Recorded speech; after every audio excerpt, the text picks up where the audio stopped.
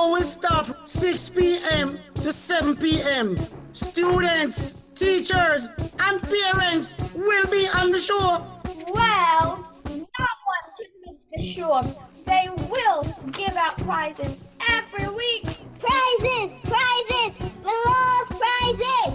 It's the Math Club Radio Show every Thursday on Roots FM 96.1.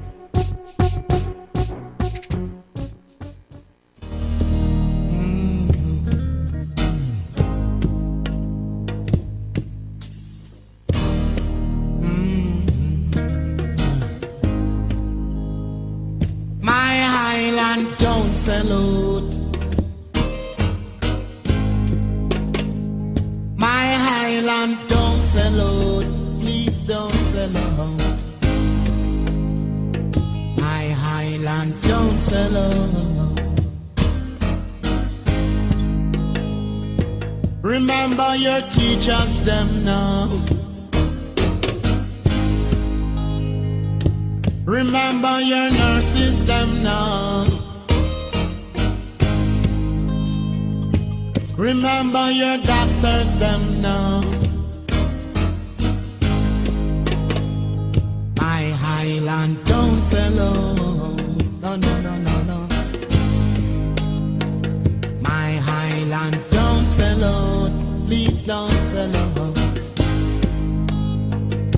Remember your farmers them now. Remember your workers them now. Remember your neighbors them now.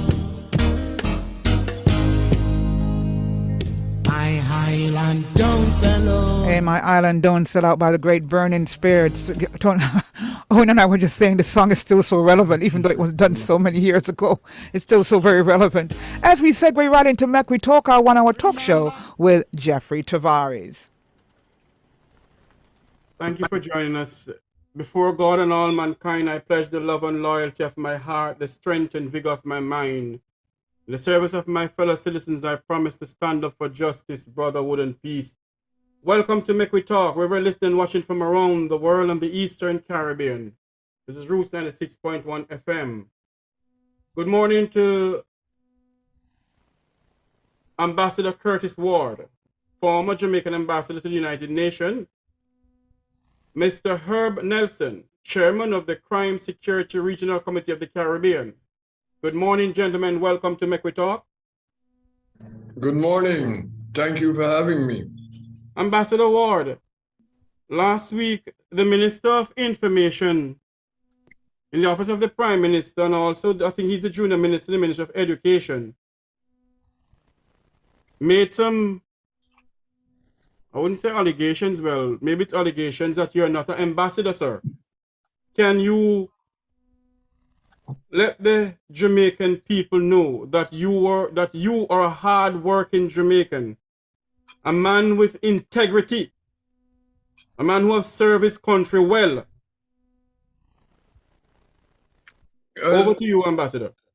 Thank you very much, Jeffrey, for giving me this opportunity to respond to those spurious allegations and characterizations of me that the Nestor Morgan, who is responsible for information in the Jamaican government, made on the program last week. But given the opportunity with the first question asked of Mr. Morgan to clear up the confusion he has caused by his obfuscation and lies concerning the funding of the Foreign Affairs and Foreign Trade Minister, Kamina Johnson-Smith's campaign for Secretary General, and the call by the PNP for clarity and honesty, he immediately diverted to attacking me personally. He began by calling me a political activist. Yet another lie only he and his goons who follow him on social media seem to believe that by characterization of who I am, mischaracterization of who I am, the issues will go away. Since he seems to have been reading my articles in the Ward Post and listening to my comments on radio and television, he should know that I'm an analyst. He should have also known that I'm a strong advocate for transparency in government as one of the hallmarks of good governance. And I'm an anti-corruption advocate. And that I strongly believe in a foreign policy which promotes human rights around the world and a foreign policy which adheres to the core principles of sovereignty, inviolability of territorial integrity, the right to self-government of all people, and the peaceful settlement of international disputes. That has been the foreign policy of respective Jamaican governments in the past. If Morgan doesn't understand the difference between an advocate and an activist, or an analyst and an activist, and an analyst and an activist, then I doubt he would know the difference between a horse's head and its rear end.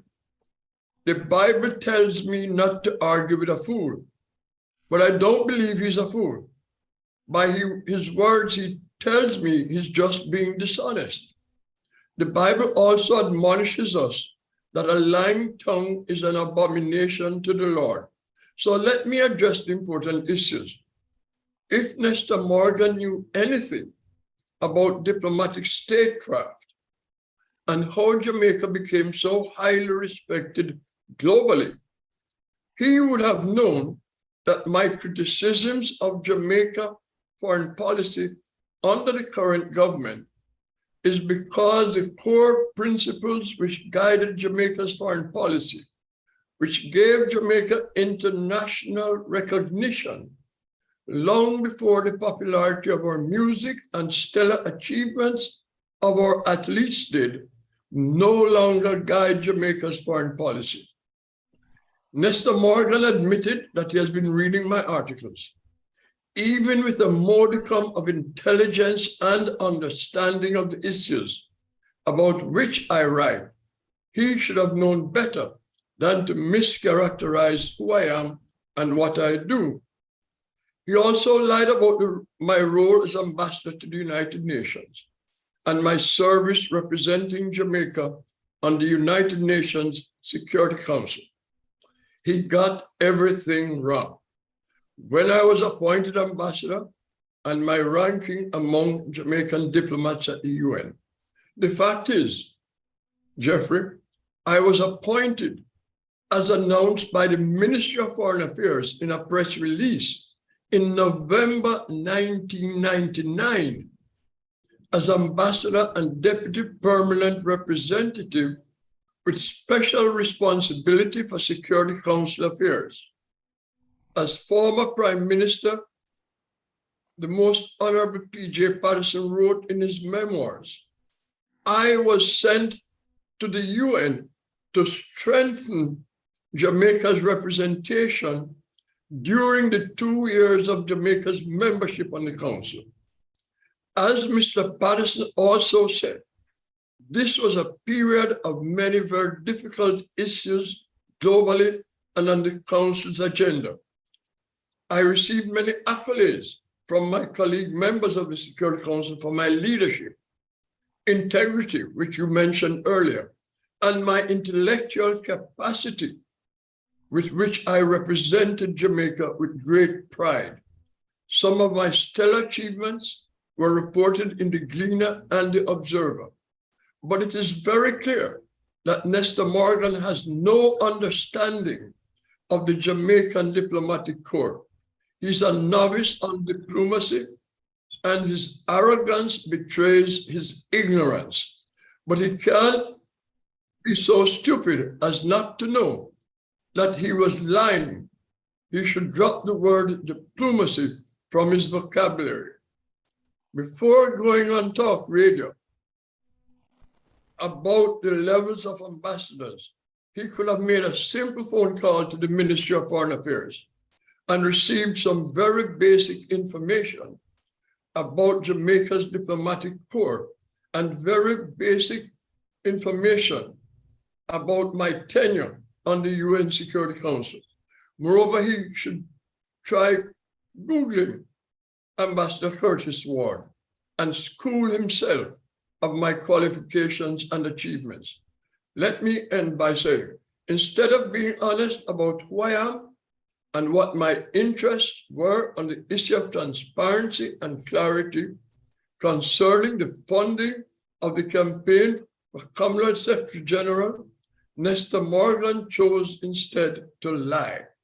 I don't expect Foreign Minister Kamina Johnson-Smith to take my advice, but she should know by now that every time Nestor Morgan talks about this issue, he raises more questions, and she should ask the Prime Minister, who pulls his strings, to shut him up. She's being done a great disservice, and it has now become quite clear she's being used as a scapegoat by her government for the debacle over her candidature, disunity in CARICOM and this and other issues, and the abject failures of Jamaican foreign policy generally. Let me be very clear. When I analyze and criticize Jamaica's current foreign policy decisions, I'm not criticizing the foreign minister. I'm criticizing the government of Andrew Holness, because the decisions taken and foreign policies pursued in international fora and bilaterally are not the decisions of the foreign minister, but the decisions of the Prime Minister Holness's cabinet. Let me also reiterate what I have repeated in my writings on radio and television. I was not questioning the qualifications of Foreign Minister Kamina Johnson-Smith to be Secretary General of the Commonwealth. As a matter of fact, I've said on a number of occasions that she was qualified. I've criticized the process and the lack of transparency in the nomination and the campaign, and I will continue to do so. As to whether I'm a PNP activist and was in Miami with the opposition leader recently is just another lie. I have not been in Miami in many years. It's just laughable. Thank you, Ambassador Ward. And let me make something categorically clear this morning. This radio station that is owned by the mustard seed community is not a propaganda radio station for misinformation.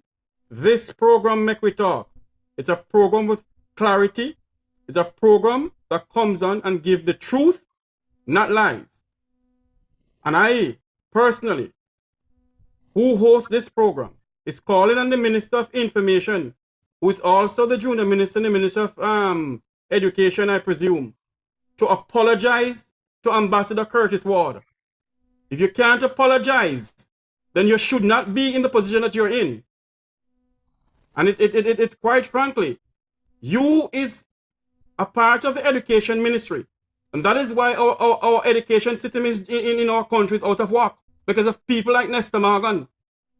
And I'm not going to apologize to no one. Our country is in need of help. And the time the Minister of Information take to be criticizing this goodly gentleman who has toiled night and day for his country, he should be concerned about the teachers leaving our country. 400 teachers leave our country. And you're saying to me that we can't criticize the powers may be in this country? $4 million of taxpayers' money went down the drain to become Secretary General. How is it going to profit Jamaica? 300 and something million or 200 something $million spent in Grand Gala. And our teachers and nurses in our country need a proper wage, a proper way of living. Some of the teachers apply to NHT, they can't get through. And yet Mr. Morgan have the audacity to come on national radio and spreading propaganda and false news. But let me apologize to the listeners of Roost 96.1 FM. We do not condole with what Mr. Morgan said on this radio station, the misinformation he put out on this radio station. We don't condole with it. We're not a part of it, and we distance ourselves from what he said on this radio station. Mr. Rattigan, welcome to Make We Talk, sir. Unmute your mic for me, please, sir. Yes, my fellow panelists and listening audience. It's your son of the soil here, Wilfred Rattigan. I sense hurt and I feel the passion from the speaker so far. And before we go any further, let me just say I got off a phone call with the minister without portfolio in the office of the Prime Minister with a responsibility for information, Mr. Robert Nestor Morgan, just a while ago. And I asked him to come on the program. He was chairing a meeting. I asked him to come on the program. He said no. He just didn't want to end up in a discussion with one of our panelists because he has strong Hello, feelings. Mr. Rattigan, listen to me. You come on this program, the program name Make We Talk. He will not come on this program to speak to Ambassador Ward because I'm going to call on him to apologize to Ambassador Ward. And he doesn't have the decency to apologize to this goodly gentleman. Mm-hmm. And that is what these politicians do in this country. They disrespect the people of this country and lie to the people of this country. And when we catch them in their lies, they refuse to admit they're lying and they refuse to apologize. Right. I mean, in my brief discussion with him, he presented another view. However, when I challenged him on some of the things, it appears to me that he's not fully informed. So he wants me to call him back later on. But be that as it may, I challenged him on information in the FARA. And it appears to me as if he didn't read it properly or he doesn't understand it. But there's certain things in the FARA that, go ahead, I'm sorry. I want to allow you. Mr. Rattigan and Ambassador Ward, if I can pick up my phone and call the Jamaican UN office in New York and ask the individual up there if Ambassador Curtis Ward was an ambassador there. And they said to me, yes, he was an ambassador from 1999 to 2002. So tell me something now. He is the information minister for this country. And you're telling me that he couldn't take up his phone and call the Foreign Affairs Ministry? He come on this radio station and spreading propaganda news and false news to the people of this country, lying to the people of this country. He had to resign. He has no shame. He had to resign from the post that he is. How on earth can we have a person who is in the Ministry of Education and an information minister lying to the people of this country? What sort of nonsense going on in this country? If you all cannot hold, if you all do not like criticism, then don't go into public office. Do not go into public office. You come on this radio station. You don't allow Mr. Brown nor Mr. Thompson to explain to you. They keep on saying to you, Mr. Morgan, evidence is proven. It is proven that Ambassador Ward was an ambassador. No. He was a third level this and third level that. What do you think? Is the Labour Party running?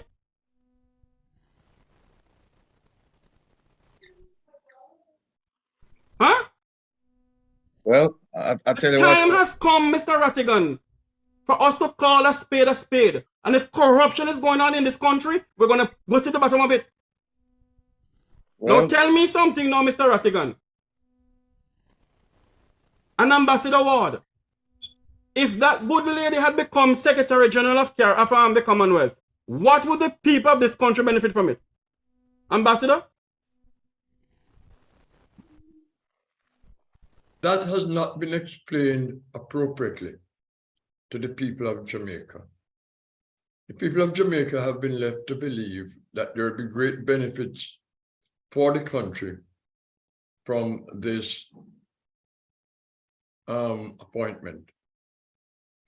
It is incumbent on the government to come clear to the people of Jamaica and be transparent. There may be some benefits.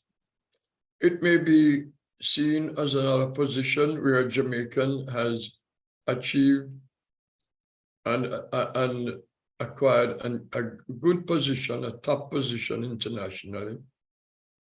It would probably be one of the highest positions a Jamaican could achieve outside of the World Bank, IMF, UN, and so on and so forth.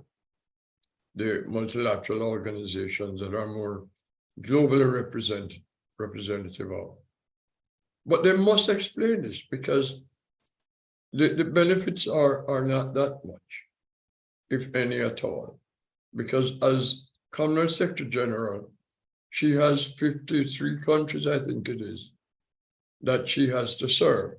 Mm-hmm. She's not serving Jamaica. She's serving the Commonwealth. And if there are programs that the Commonwealth develop that can benefit Jamaica, then Jamaica will benefit. So it is nothing really specific to Jamaica. And therefore, the government needs to be fair and transparent and let the people know that. Mr. Rattigan, Yes, sir. you were on a television station last night. I was listening to you keenly. And you said on the television station that at one part you said that they got money towards the before I say anything wrong. The company who the people they acquire to do all the lobbying for them and all the campaigning and whatever. What the company name again? Fin Partners. Yes. And they get money to give fin fawners, what they call it. And also they got another set of money. If you remember what I'm trying to say. Another set of money. Yes, I do. Yes. Can you explain more to it for me, please? Yeah, let me go back to the question that you asked the ambassador, and I mean the first instance. You were asking if she had won, how would we have benefited? Right, yes. And I've heard that question that question has been posed to me by several people. And look, the way I answer it is there's a phrase in Jamaica, maybe I'm dating myself, but I'll say it. It's if your nose was a doorpost, where you'd have put the hinges. And that is when people ask you foolishness. Right? And they start out with if. Then you started saying if your nose was a doorpost.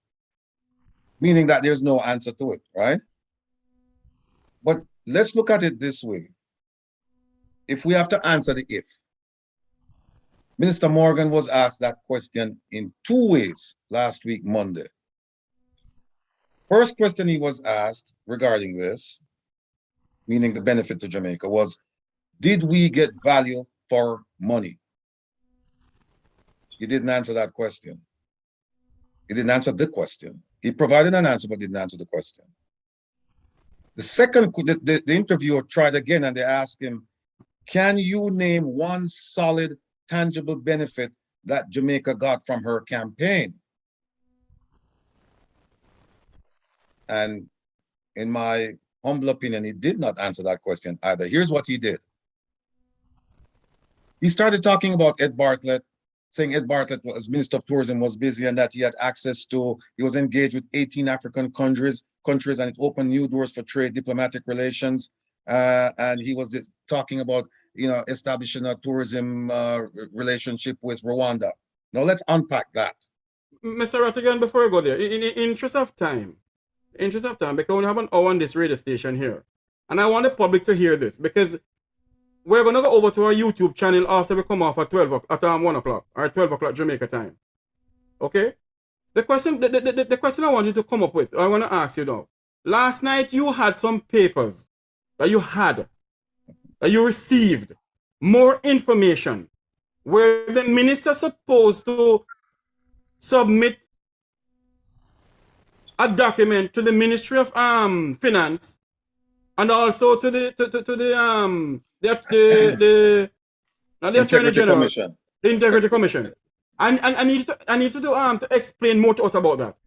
Okay, I'll try and do it in a as quickly as I can. We're led to believe that there was a two-party contract. The contract was between Finn Partners and corporate Jamaica. And this is what I explained to the Minister of Information a while ago, that it actually was for three people, between three people. It was between corporate Jamaica, Finn Partners, and the Minister of Jamaica the Foreign Minister of Jamaica / the Jamaican government / the Jamaican people. That's called a third-party beneficiary contract, where A pays money to B for B to provide a service to C. Right. If you follow me, right? Yeah. So A would be corporate Jamaica paying B, Finn Partners, to provide a benefit PR for Kamina Johnson. No, the question is, she's a third-party beneficiary. Now, what kind of third-party beneficiary? Is she a third-party beneficiary? Is she a third-party beneficiary in her individual capacity, or is she a third-party beneficiary in her official capacity? If she's a third-party beneficiary in her individual capacity, that means that $99,000 that was paid to Finn Partners, that would accrue to her as income, and she would have to pay taxes on that. She would have to report that within a certain period of time to the Integrity Commission. If she received that benefit, that PR benefit, in her official capacity as minister, she wouldn't have to file that she wouldn't have to complete that filing to the Integrity Commission. But here's what she would have to do. She would have to comply with this. She would have to comply with a directive from the Ministry of Finance and Planning. It's circular number 17, dated June 10, 2013, and it's entitled Guidelines for the Acceptance of and Accounting for Gifts to the Government. That's when she accepted it in her official capacity. Now, as Minister of Foreign Affairs and Foreign Trade. Yes. But she has to submit to the Integrity Commission in March. Right, but what happened is that if the contract was executed after March, then she has, I think, until December or next March. So she doesn't have to file right now, but she's going to have to file if she says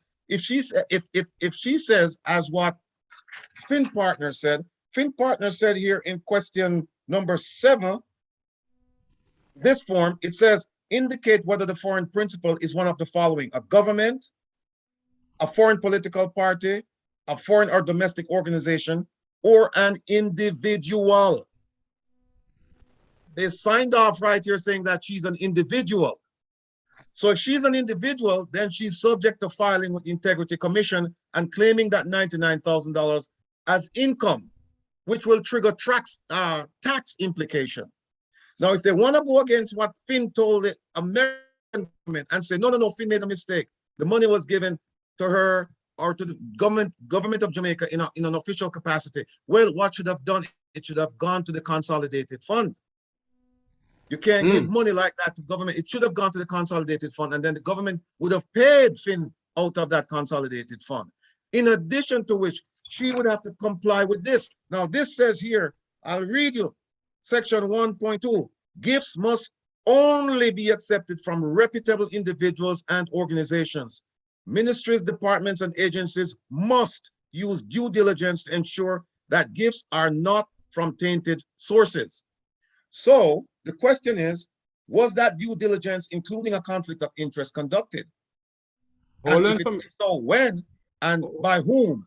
And where is that report? Remember what we're going to say, Mr. Rattigan. We're going to take a quick commercial break here and make we talk on Roots 96.1 FM, where we're listening and watching from around the world in the Eastern Caribbean. We're going to drop some bombshell here this morning. Like, share, and subscribe to both the Make We Talk Jeffrey Tavares YouTube channel and Roots FM YouTube channel. We'll be right back.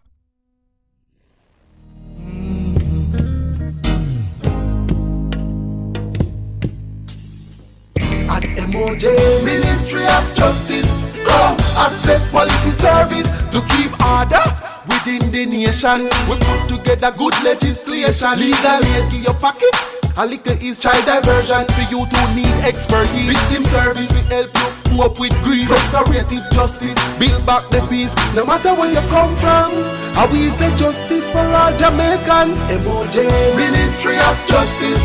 Come, access quality service. MOJ, taking justice to the people of Jamaica. Backyard Magazine presents the Music Feel Reggae Show on Roots FM with Music Feel, DJ Sogi and SK. Every Wednesday, 5 p.m. till 6:30 p.m. This is the complete show where you get music updates, artist interviews and reviews. The Music Feel Reggae Show is brought to you by the legendary Backyard Magazine. Know your roots. Hi, I'm Sharon. Hi, I'm Marcia. I'm Adrian. Join us this and every Wednesday morning for Extraordinary Abilities on Roots 96.1 FM. Join us for news, views, and interviews with extraordinary people. Extraordinary Abilities every Wednesday morning, 9 a.m. to 10 a.m. on your extraordinary radio station, Roots 96.1 FM. It's gonna be fun, informative, and educational, but most of all, it will be extraordinary. Extraordinary.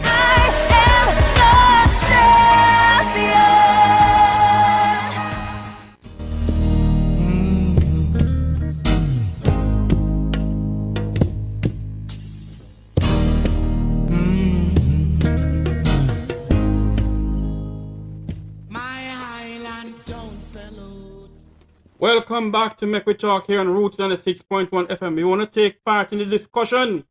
My island don't sell out. Remember our teachers, our doctors, and our nurses, and our farmers. My island don't sell out. You can call WhatsApp, call only 876-782-8235. Our Roots FM studio number, 876-225-9478. That's Roots FM studio number, 876-225-9478, or WhatsApp call only 876-782-8235. I'm speaking to former Ambassador Curtis Ward, former retired FBI agent Wilfred Rattigan, and also the chairman for the Crime Committee of the Caribbean, Mr. Herbert Nelson Jr. So Herb, unmute your mic for me now, man. Good morning.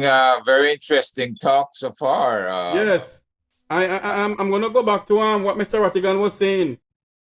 You're making a point, Mr. Rattigan, before we go for the commercial break. Continue that point, because the people of this country want to know why they spend $40 million of taxpayers' money for this woman to become Secretary General of where? Is it going to Prime Minister Holness? Do not use your arrogancy and explain to us, in this country, if she becomes Secretary General, what would it benefit the poor people of this country? The people of Central Kingston and Place Bundong, where the $40 million could I help them? Go ahead for Mr. Rattigan. Okay, sir. Now, this regulation is applicable to all, not some, all government, Jamaican government public officials, all, including the Minister of Foreign Affairs. She's not exempt. Now, as I was saying, that there should have been a due diligence, and the due diligence should have been conducted before the money was spent. You don't spend the money only to find out later on that the money was donated or provided by a drug dealer or people of questionable character, right? Then it goes on to say, gifts must not be accepted as an incentive for hidden benefits, rights, or privileges to the donor. That vetting did not take place. We haven't seen anything. I am willing to bet, based on credible sources, that the minister did not file as she was required to do. And it says that if whatever the gift is to the government, if it's more than 2 million Jamaican dollars, you have to file. Now, in the minister's case, she received, or she and the government received, a benefit totaling approximately $15 million. So she should have filed more than 7 times, right? Well, what do you say? She should have filed once. Repeat what you said about the $15 million. In order for this thing to be triggered, for this filing to be triggered, the government must have received, in benefits or in kind, in cash or in kind, 2 million Jamaican dollars. The actual receipt of services provided by the government by way of corporate Jamaica for the sole benefit of the Minister of Foreign Affairs and Foreign Trade was in the amount of $15 million. So if you get $2 million or more, you have to file. She got 15, or she and the government got 15. So they have to file. And the filing should have taken place a while back, because now let's say that the money was given by questionable sources, drug dealers, money launderers, or whatever. It's been spent. So if you do an investigation and you find out now, or let's say someone from the Commonwealth found out and they expose that. Now, who would be harmed by that revelation? The Jamaican people. Exactly. It would be Camina, yes. It would be the Jamaican government, yes, but it would be the country and the people of Jamaica. Therefore, the people of Jamaica, they're third-party beneficiaries. They have a standing to say, let's see the paperwork. Let's see who's involved in making this contribution. Now, I have to tell you this. I've been contacted by various people since last night to today. And I've been told, oh, it's people who are high in society and people who have people come from a credible background and so on and so forth. Then let us know. They have nothing to hide. Let us know. Then why is it the Minister of Misinformation? Why is it he don't come out and tell the people of this country who those credible people are? Whose company paid for it? Who paid for this? Well, why, two Mr. things. Rattigan? Two things. One is, if the minister is unaware of the form that she has to file, please, people of Jamaica, if you have a contact with her, please tell her to contact me, because I have the form right here. I can get this to her as quickly as possible. I can scan or whatever the quickest way I can expedite this to her. There's a form that she has to fill out, so I can help her with that form, since she doesn't know apparently how to fill out this thing, or not aware. But Mr. Rattigan, the Minister of Information should get all of those things and give to her. Right. Don't you have a second? Right. Another point I'd like to make is this: when you give to a government, you don't give for altruistic reason. In general, you don't. When you give for altruistic reason, you give to the Red Cross, you give to some disaster management relief fund. Yeah, you do that, and there's a sense of feeling good. Yes, there are some tax benefits, but you feel good. You feel it's the right thing to do, right? When you give to a government, in the main, you give because a favor was granted or a favor is to be granted. You don't give to feel good. You don't give $100,000. You don't give $99,000 to the Jamaican government to feel good. You don't. When you give $99,000 to the Jamaican government, there is a reason behind it. And that's why we want to know what this motive is.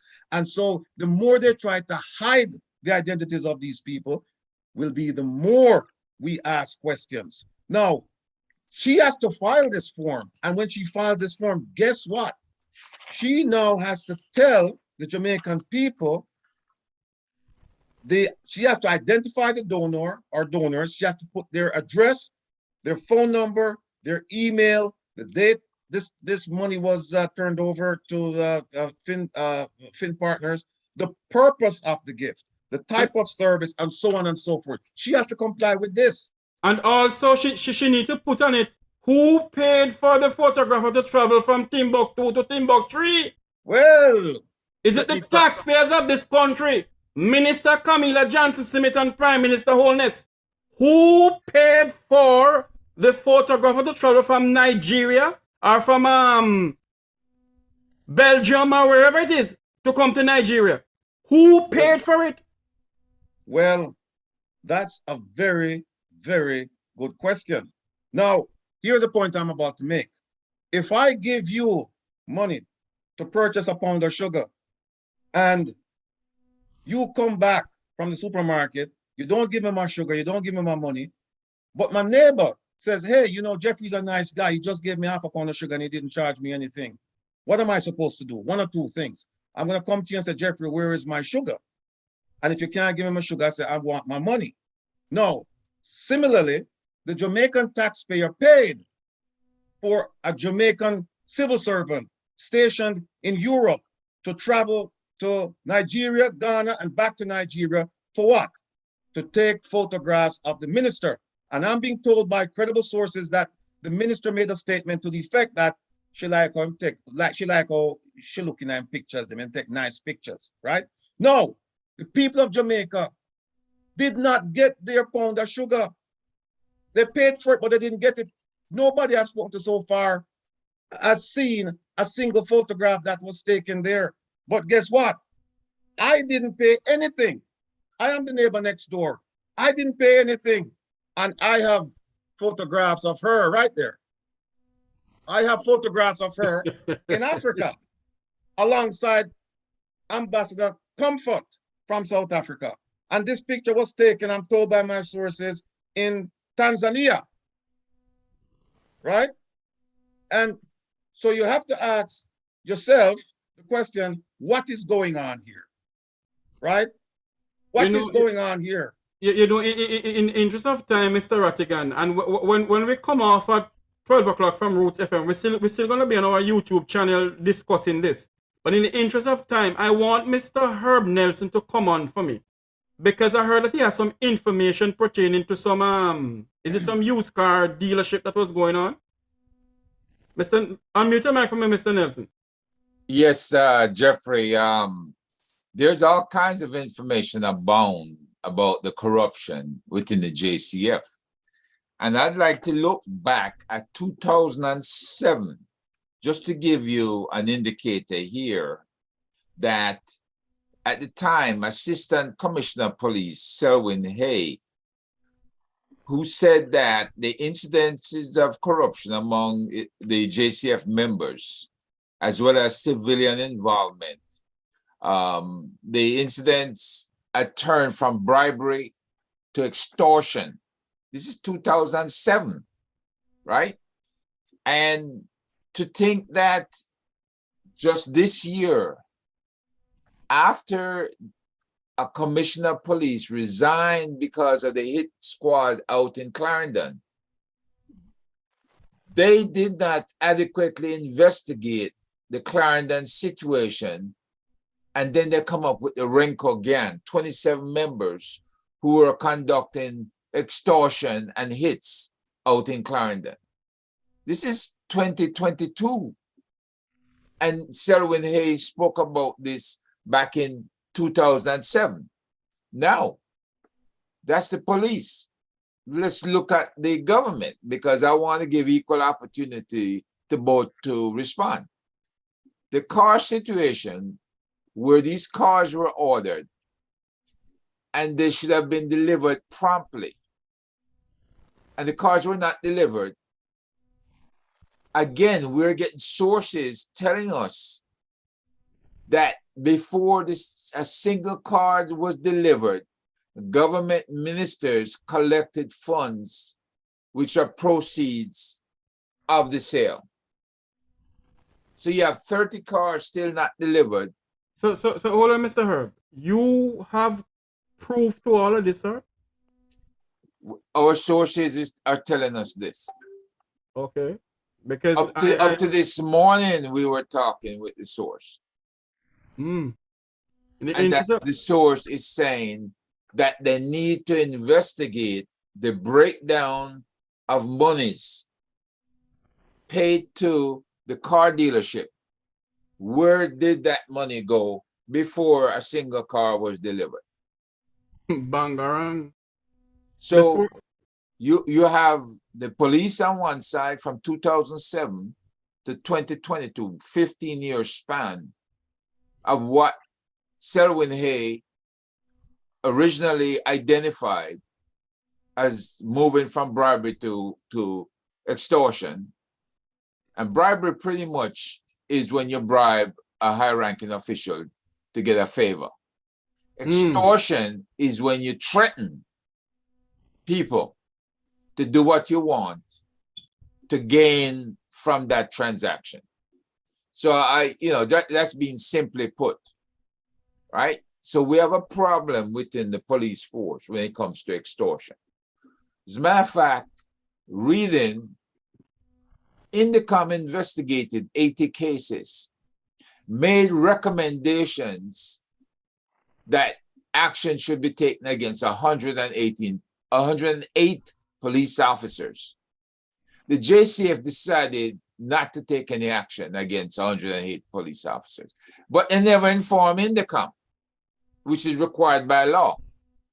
So we're talking about not just corrupt force, but one that is operating like a headless organization running on its own steam. Organized crime group. That should not be. This is our police force. Now, Selwyn was talking about the investigation of police officers back when he was in 2007.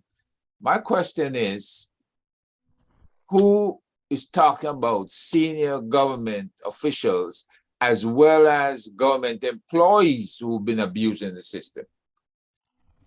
Hold up in there, Mr. Nelson. I have to go back to Ambassador Ward. Ambassador Ward, you said something on your podcast that I got a copy of it. It wasn't sent to me by you.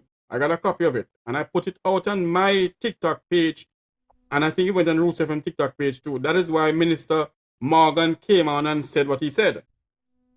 You were saying that the truth of what happened to the lady trying to become Secretary General must come out. Isn't that what you said, sir? Unmute your mic for me, sir. Yes, the truth always comes out. Can you, for me now, sir? I'm sure you have some information there that you need to tell the people of Jamaica. So please go ahead, Ambassador, because we only have, it's now 11:48. Well, some of the truth that I was referring to, Mr. Rattigan has presented that. Okay. And no need for me to repeat that. Okay. Well, you know, I say, Ratty, you have something to say? Mr. Rattigan, go ahead, sir. Yeah. Let me just say a piece about the trip to Africa. And that is, the minister went to Ghana, and my sources are telling me that she went to Ghana and she spent a few hours on the ground. She did not meet with any Ghanaian national officials.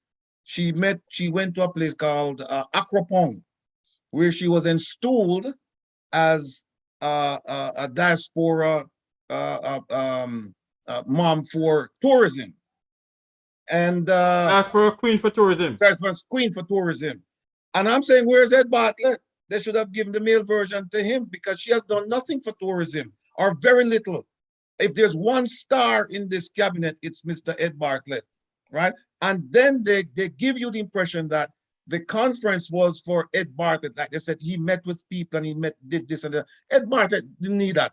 Bartlett could have gone to the African Union, where instead of 18 countries that he met with in Kigali, he would have met with 55 in Ethiopia.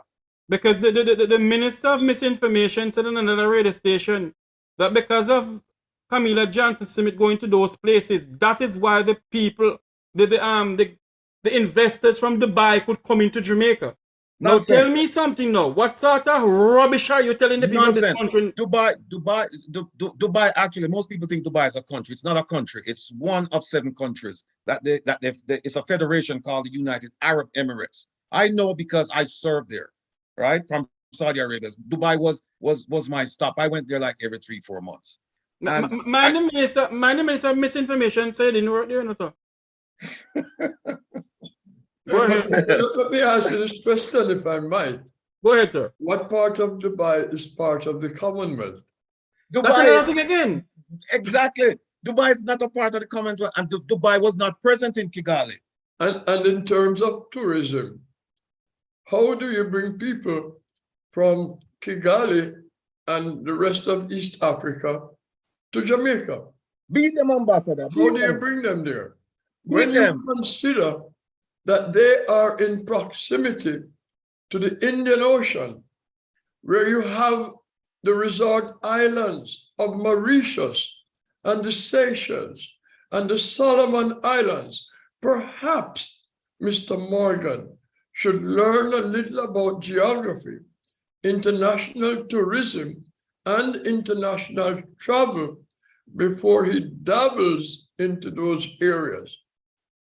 Every time he opens his mouth, he seemed to raise additional questions. And I just want to make one point. Sink to the bottom of the ocean. I do not disrespect the foreign minister of Jamaica. I never have, I never will.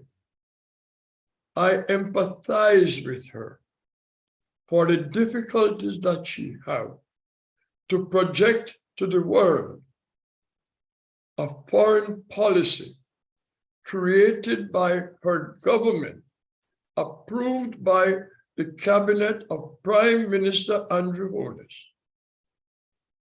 which is a very difficult thing for her to do. It has created division in CARICOM and elsewhere. They have abandoned core principles. They have abandoned the people of Western Sahara for the right to self-determination. They have abandoned the Palestinian people to the right to a Palestinian state, which has been approved by the United Nations, including the United Nations Security Council. And what do they get from it? Something out of Morocco, which I don't know the details. Maybe someone else can explain that. I can explain. Or something out of Israel. Again, I don't know the details. I never claim to know the details of these foreign policy errors, why they do it. Because I don't see how this has lifted Jamaica up internationally. The benefits that Jamaica now get from Jamaica's foreign policy are the benefits which accrued to Jamaica in the foreign policy of the former government, not this one. But soon this will run out. You know, when I see Mr. Morgan, I say Mr. Morgan, because I won't disrespect him the way he disrespected me. When I see him and listen to him speak, I remember quite well the Trump administration and the spokespersons in that administration who lied and lied and lied to the American people every day. With pathologically mendacious, Ambassador. And now it appears that the government of Prime Minister Andrew Holness is a caricature of the Trump administration, that the Minister of Information as spokesperson is a caricature of the spokespersons of the Trump administration. I've seen this over the past 4 years. And in the past 2 years, it has gotten worse. I just this past week on US television, after the FBI had served a warrant on the property of former President Donald Trump at Mar-a-Lago, I see images of Prime Minister Holness on television with former President Trump at Mar-a-Lago.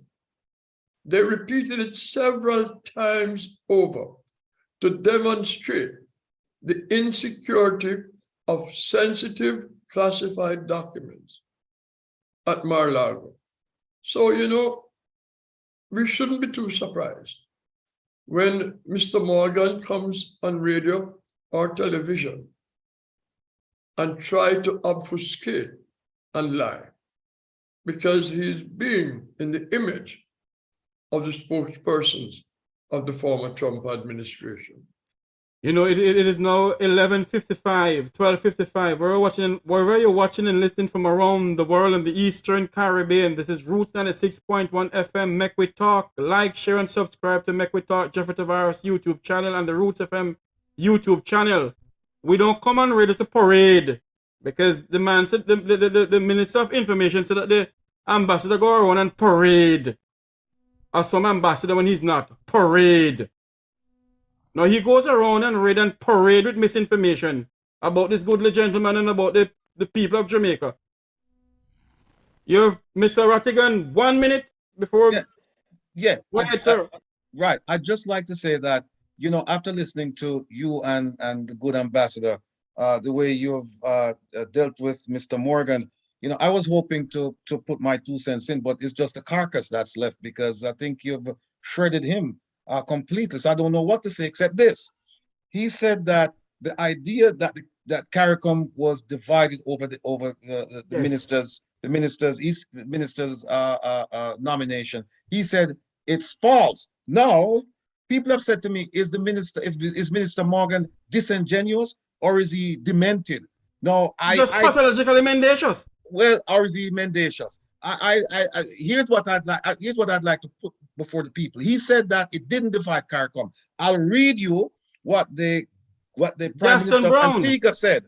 He said when they nominated, because there was an agreement that the CARICOM would support Baroness Scotland, and then when Jamaica offered Camina as a competitor, the Antiguan government, the Antiguan Prime Minister said it's a monumental error which could serve to divide the Caribbean. Then he went on to say there was a group that have now skillfully engineered a plan to do what? To divide CARICOM and to stain the performance of the region. He used the word divide twice. So for the minister to say that there was nothing about division with CARICOM, that's a mischaracterization of what he said, you know. What he said. Jeffrey, I just wanted to say this quickly because I brought up the fact that under the presidency of the Prime Minister of Barbados, that was what you're talking about, the picture that Her Holiness took with Trump at Mar-a-Lago. She, at the time, did not want to support President Trump because of the division in the Caribbean, with Venezuela as being a 1 point of disagreement, as well as Cuba.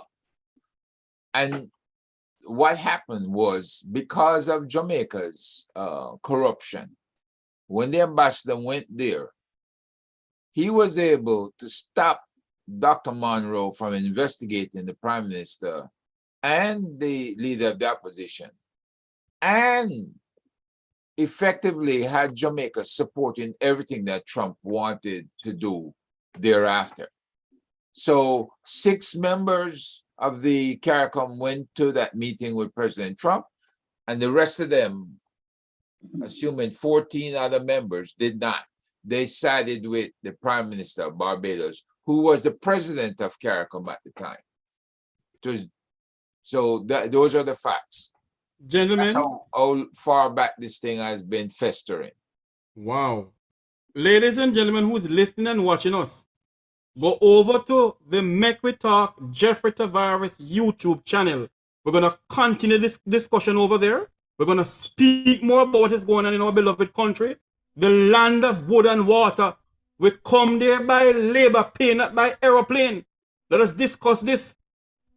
This is where I say so long from Roots 96.1 FM. I have with me former ambassador. He was appointed. Mr. Morgan, you're appointed too, sir. You're politically appointed, and he was politically appointed too. Former Ambassador Curtis Ward, Chairman of the Crime Prevention Committee of the Caribbean, Herb Nelson Jr., well-renowned FBI agent all over the globe, Wilfred Samuel Rattigan. This is where I say so long from Roots 96.1 FM until you hear my voice again. May God bless you, and may God bless Jamaica land we love. Go over to the Jeffrey Tavares, or Make We Talk Jeffrey Tavares YouTube channel. We're going to continue the discussion over there. Roots FM, over to you.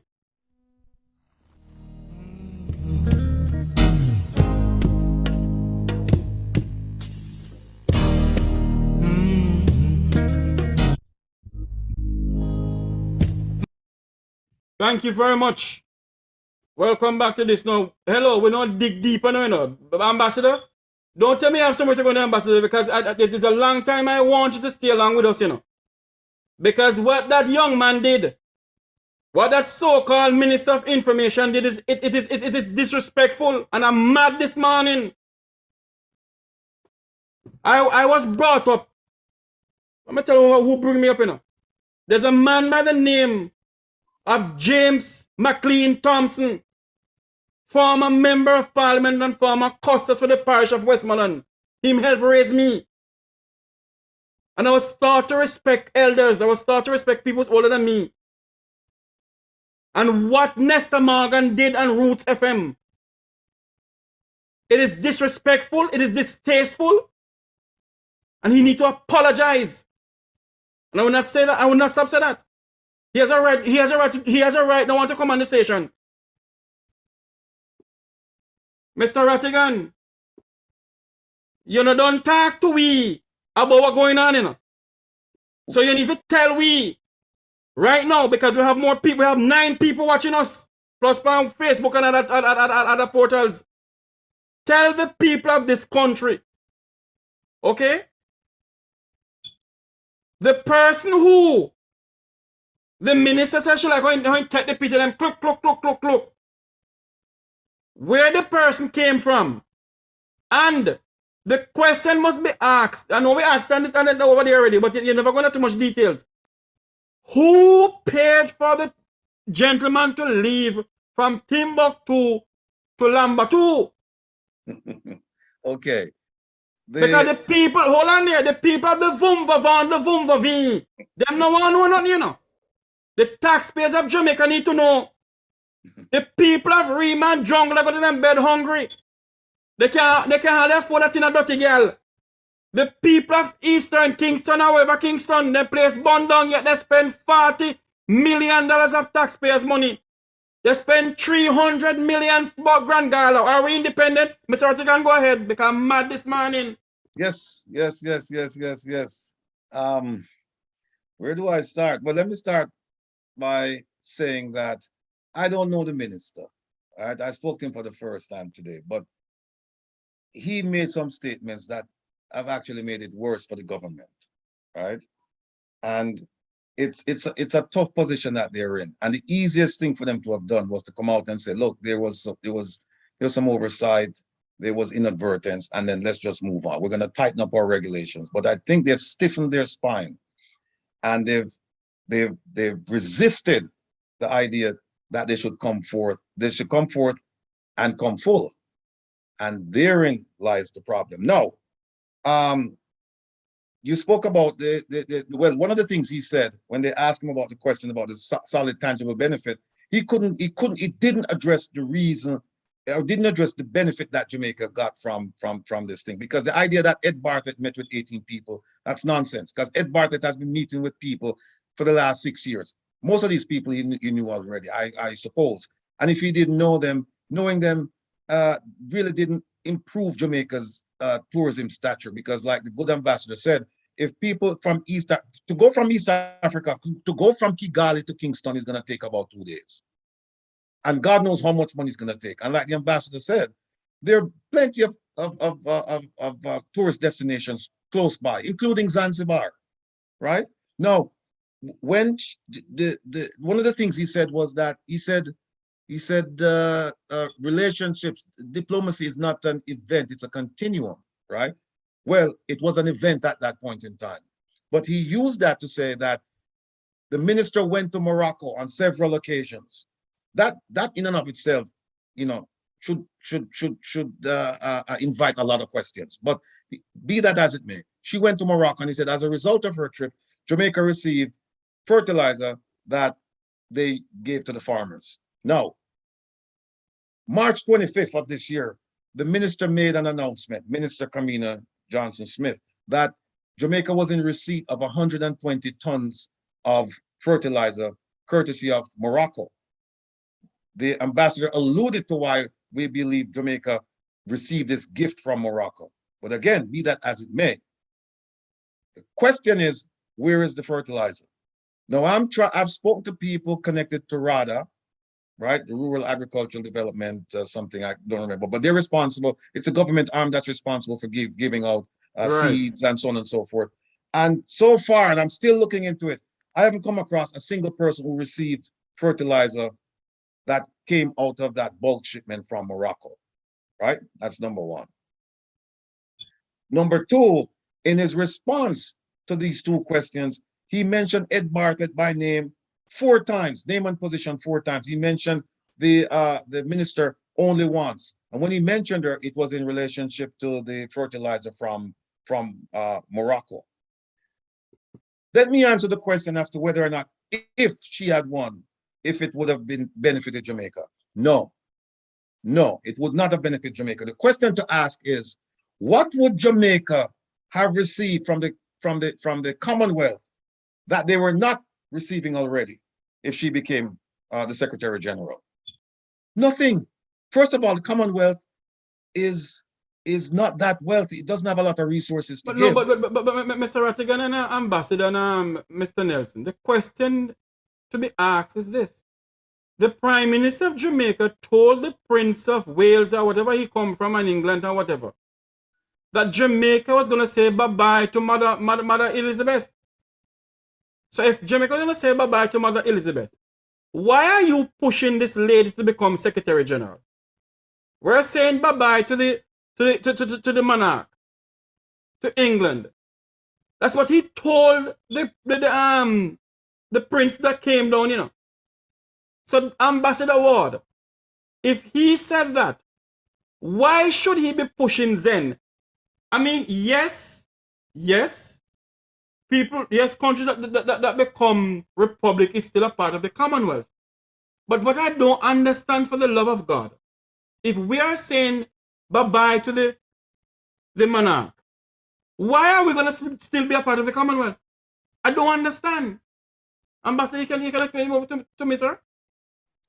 Well, the two things are not really related in a sense, as you yourself have said, that there are a number of countries that are no longer have the monarch as their head of state, but are still members of the Commonwealth. There are other issues which transcend the monarchy, but symbolically, you have a point. The question arises, however, is whether the Prime Minister meant what he said. And so far, he has been moving at such a slow pace that one has to wonder whether he's just saying things and doing other things. And that kind of reminds us of the 4 and 5 promise, sleeping with your doors open, and all these kinds of grand promises, which have not been kept, but which seem to have been forgotten. You see, Jamaica has been trying to remove itself from the monarchy for years.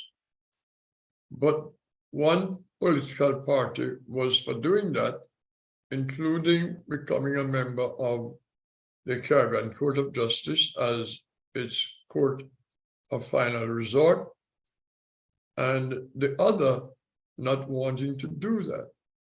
So now what the government is doing to make matters quite complicated is trying to bundle several issues into what has been suggested would be a referendum to determine the fate of the monarchy.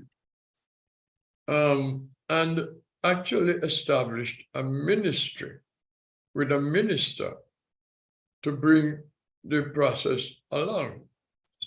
Well, we were also led to believe that this would have occurred before the end of 2022. At least significant steps would have been taken.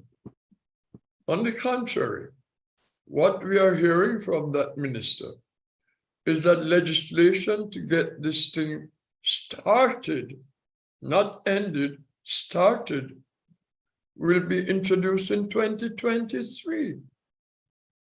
We are still months away from 2023.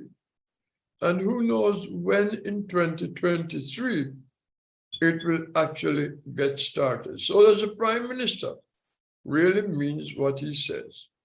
Or should we take this as another statement that is not being fulfilled, will never be fulfilled, And where do we go from here? It's same way, you know. I have something to play here that you touch a point. He has said some things and never fulfilled them. Let me play something here that was sent to me by a good friend of mine. That he said in the first 100 days, he'd be doing X, Q, Y, Z. I hope you all can listen. I hope you all can hear it when I play it. Because we're trying to figure out what is going on in this country. You hearing it? Within our first 100 days of government, we will start the legislative process to fix the date for general elections in Jamaica. So no government will be able to come and make false promises and hide the truth and tell you half-truths and trick you into voting for them, and then when them win, them throw on poison for you. 100 days. The fixed election date. Still I wait for the promise to fulfill. One broken promise after another. Laughable, as we say. None of your promise not fulfill yet, boss. So there you are wait. Within the first 100 days of our government, we will start the legislative process to institute impeachment proceedings in Parliament. This will add another layer of protection of the Parliament to ensure that only members of unquestioned integrity sit in the Parliament. All ministers under the new Jamaica Labour Party government will be given a job letter. That job letter has a timeline of 2 years and 6 months with key performance targets, which are agreed upon by the cabinet, focused on two things: economic growth and job creation. Andrew, you need to do what you said from 2016. You say you're going to put it on paper. So anything you put on paper, the MP have to work with it. So you need to do it now. I feel like say when you do that, the MP will do them work and we will see work done in the community.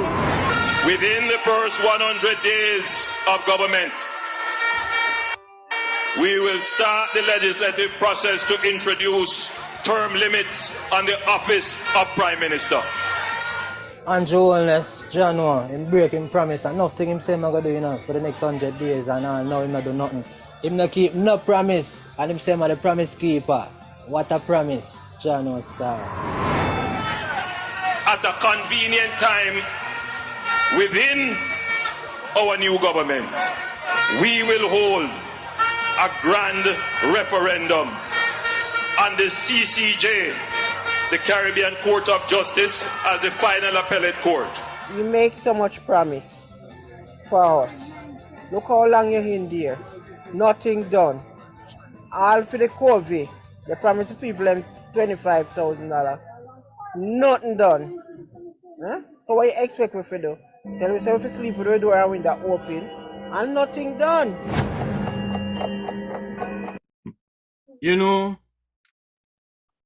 I have to ask the question. Let me make something clear to everybody who is watching us and listening to us.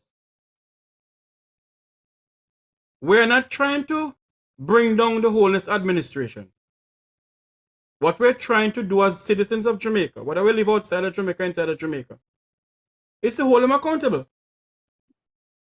The People's National Party is not in power. Them dead. You know, this is a mashup. We're talking about who is in power. And what we need to do is to get a vibrant opposition. If we don't have a vibrant opposition, dog nyam will suffer in this country. You know why I played this piece of clip here? The goodly Prime Minister said that in the first 100 days, he'll put legislation in for term limits. He'll do all sorts of things. From 2016 until now, he hasn't done all of that. I know Ambassador Ward has to leave. So, what I want to ask the ambassador, as an ambassador a former ambassador to the United Nations, and as a Jamaican citizen, sir, when you see all this going on in our country, you know, Nestor Morgan accused you of looking out against the foreign policy of Jamaica and all sort of bangarang.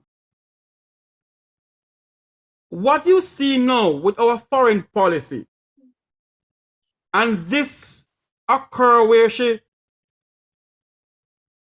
they paid how much money to become Secretary General, and they can't give an accountability for it. Don't our foreign policy or another foreign, how should I put it now, is in jeopardy?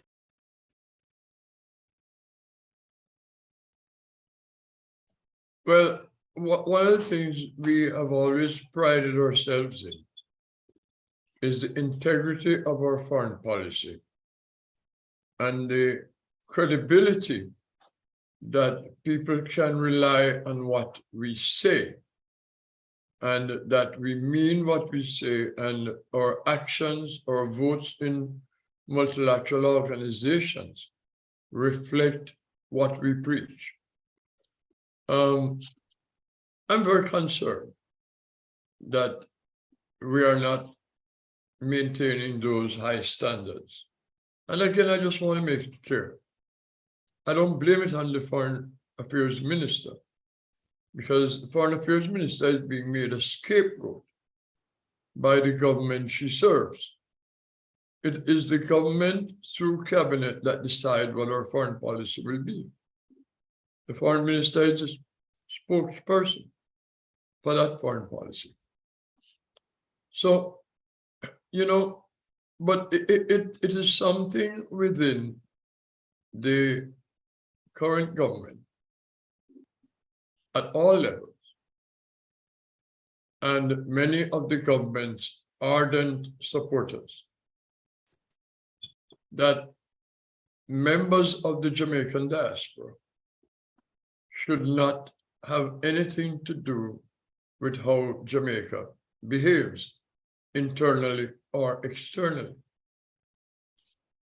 I find that quite disturbing, because Jamaican diaspora sends over $3 billion a year in support of the Jamaican economy.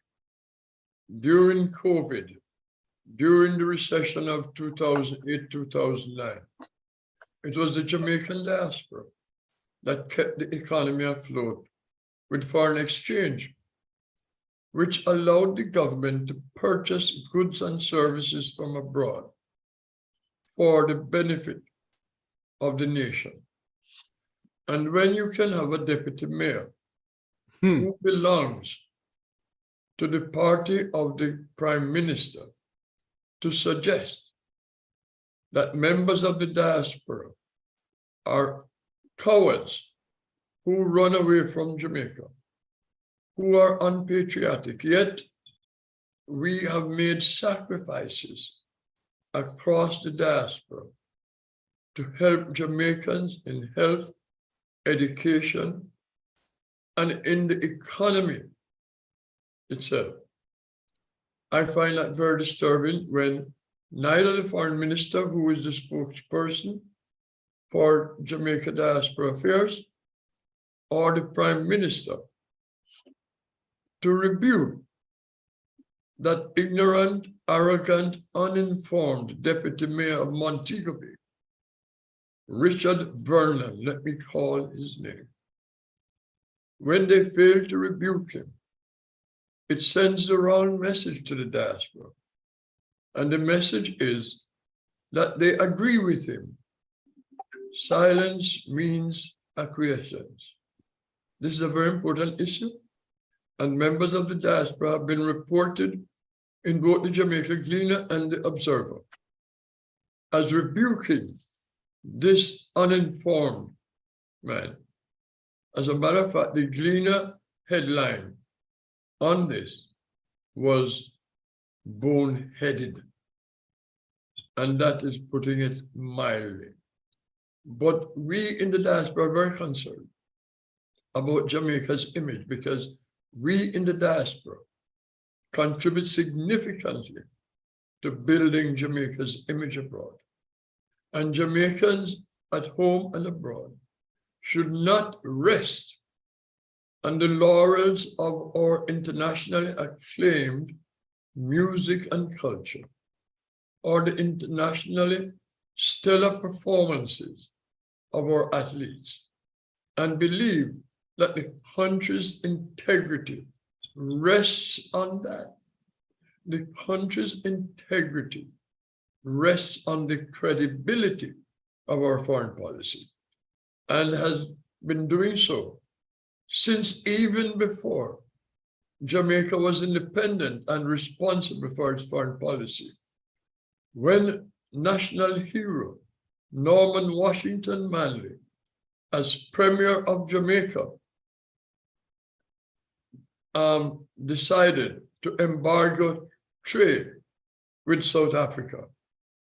When Prime Minister Michael Manley opened diplomatic relations with China in the early 1970s, when Prime Minister Michael Manley stood with Cuba and the people of Namibia and Angola and the suffering people of South Africa and Zimbabwe and the rest of Southern Africa to fight apartheid, including through the Commonwealth, when we were effective in banning cricket with South Africa, when we were effective in embargoing trade with Ian Smith, Northern Rhodesia.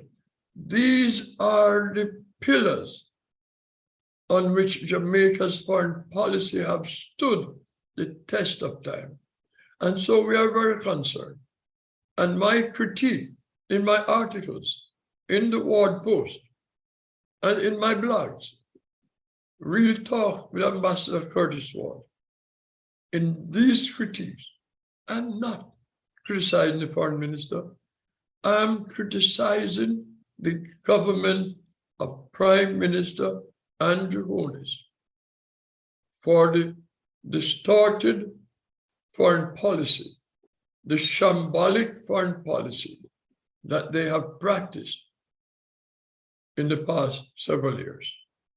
So we are concerned, and we will continue to be concerned. And I will not be silenced by the lies of an insignificant member of that government. I will not be silenced by anyone, including the Prime Minister. And I don't need to align myself with the opposition party, because anyone who has been following me will know. Anyone who has been reading my articles will know that I have been way ahead of the opposition party and raising many of these issues. And it's just by happenstance that the opposition party have also raised these issues and have done so in their own stead, and quite rightly so. Because, as you mentioned, Jeffrey, a viable opposition is important to keep the government honest. And I am happy to be associated with any advocacy to ensure that that happens. Ambassador Curtis Ward, we're not going to go anywhere now, because we need some more clarity on the whole used car thing. You see? And I'm telling you something here this afternoon, ladies and gentlemen, people who are watching us. Like, share, and subscribe to this YouTube channel, because for the next month or two, Wilfred Samuel Rattigan will be on this program, because we're not going to give up until they tell us where they spend $40 million of taxpayers' money. The people of Central Kingston Place burned down, then I have nowhere to live. Many Jamaicans going to the bed hungry. The People's National Party is no better either. And the time has come for Jamaicans to rise up. The time has come for Jamaicans to stand up and say to the political parties of this country, enough is enough. They go around and talk about Mama love the poor and Papa love the poor and Prince Andrew love the poor.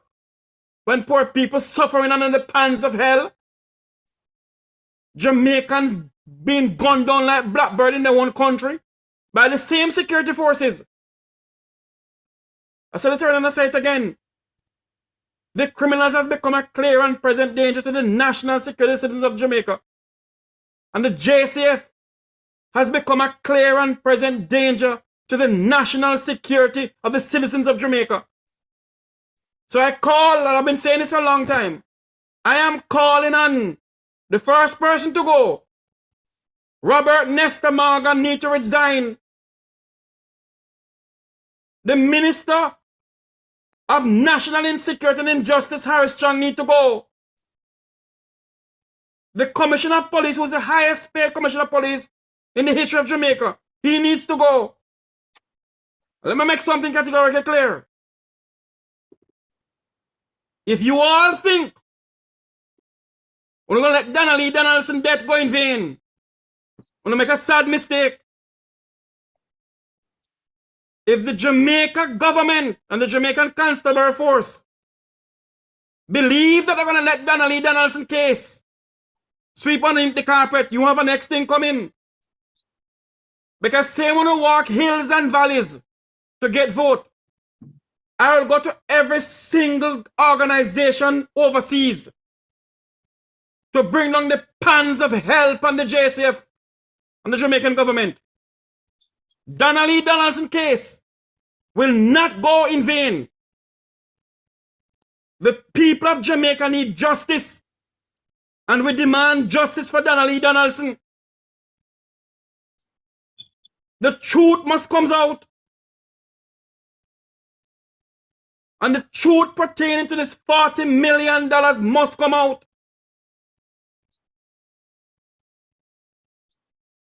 Enough is enough.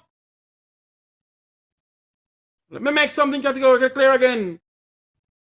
I am not a member of any political party in Jamaica. I am a Jamaican, and Jamaica come first for me. No PNP nor JLP. For too long, the people of our country suffer under the hands of politicians. For too long. Jamaicans, rise up and stand up for your right. Our national pledge.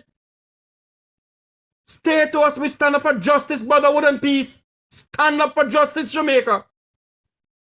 $40 million I could buy a piece of equipment put in KPH. $300 million or $200 million for Grand Gala. And yet KPH don't have a proper x-ray machine. KPH don't have no proper beds. You go down to comprehensive clinic at Crossroad. They don't have the medication down there. The two political party has put this country and the people of this country under the pans of hell by lying to us. Enough is enough, Jamaicans. Rise up and stand up and speak out. Anyway, I cussed too much this morning, Mr. Rattigan.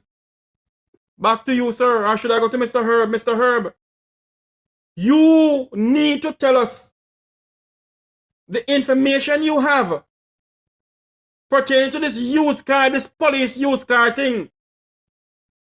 Go ahead, sir.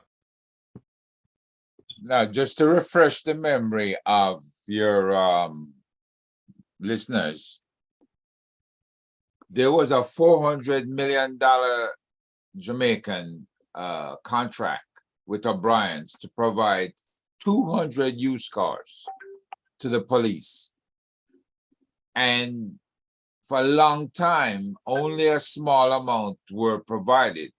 Overall, 170 cars have been provided, but there's an outstanding balance of 30 cars or $100 million. That $100 million, we understand, will never be paid back, or the 30 cars will not be delivered because somehow that money got divided up prior to delivery of the cars. So hold on, Mr. Nelson. You're saying to me that the money divided up in a who and who? Well, let's say politicians took their share before the cars were delivered. That's what we were told, straight up. So again, when FID or the police inspectorate investigates and color the lowly police officer and say he's guilty of accepting bribes or whatever, they have to look to the higher echelon, the higher ranks. Of the Vumva Van the Vumva V, go ahead. There you go. As well as to politicians.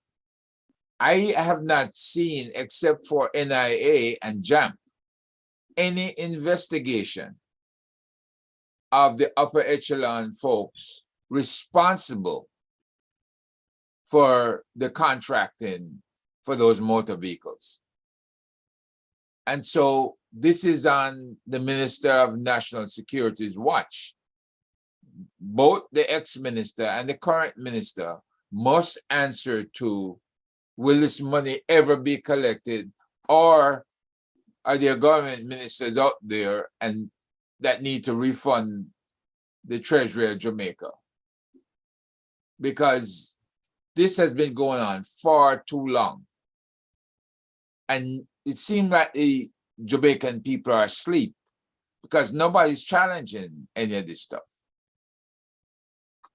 You know, I'm not sure if Indicom is even involved in the investigation, because it would tend to now move towards finding out, following the money. You have to follow the money in most of these investigations. Who cut what check, all right, or who give permission for monies to be, you know, divided up. How is this division made? And to whom was the money given specifically? And this pressure has to come down on top of O'Brien's. O'Brien's need to answer that, because O'Brien's contract calls for them to deliver 200 cars.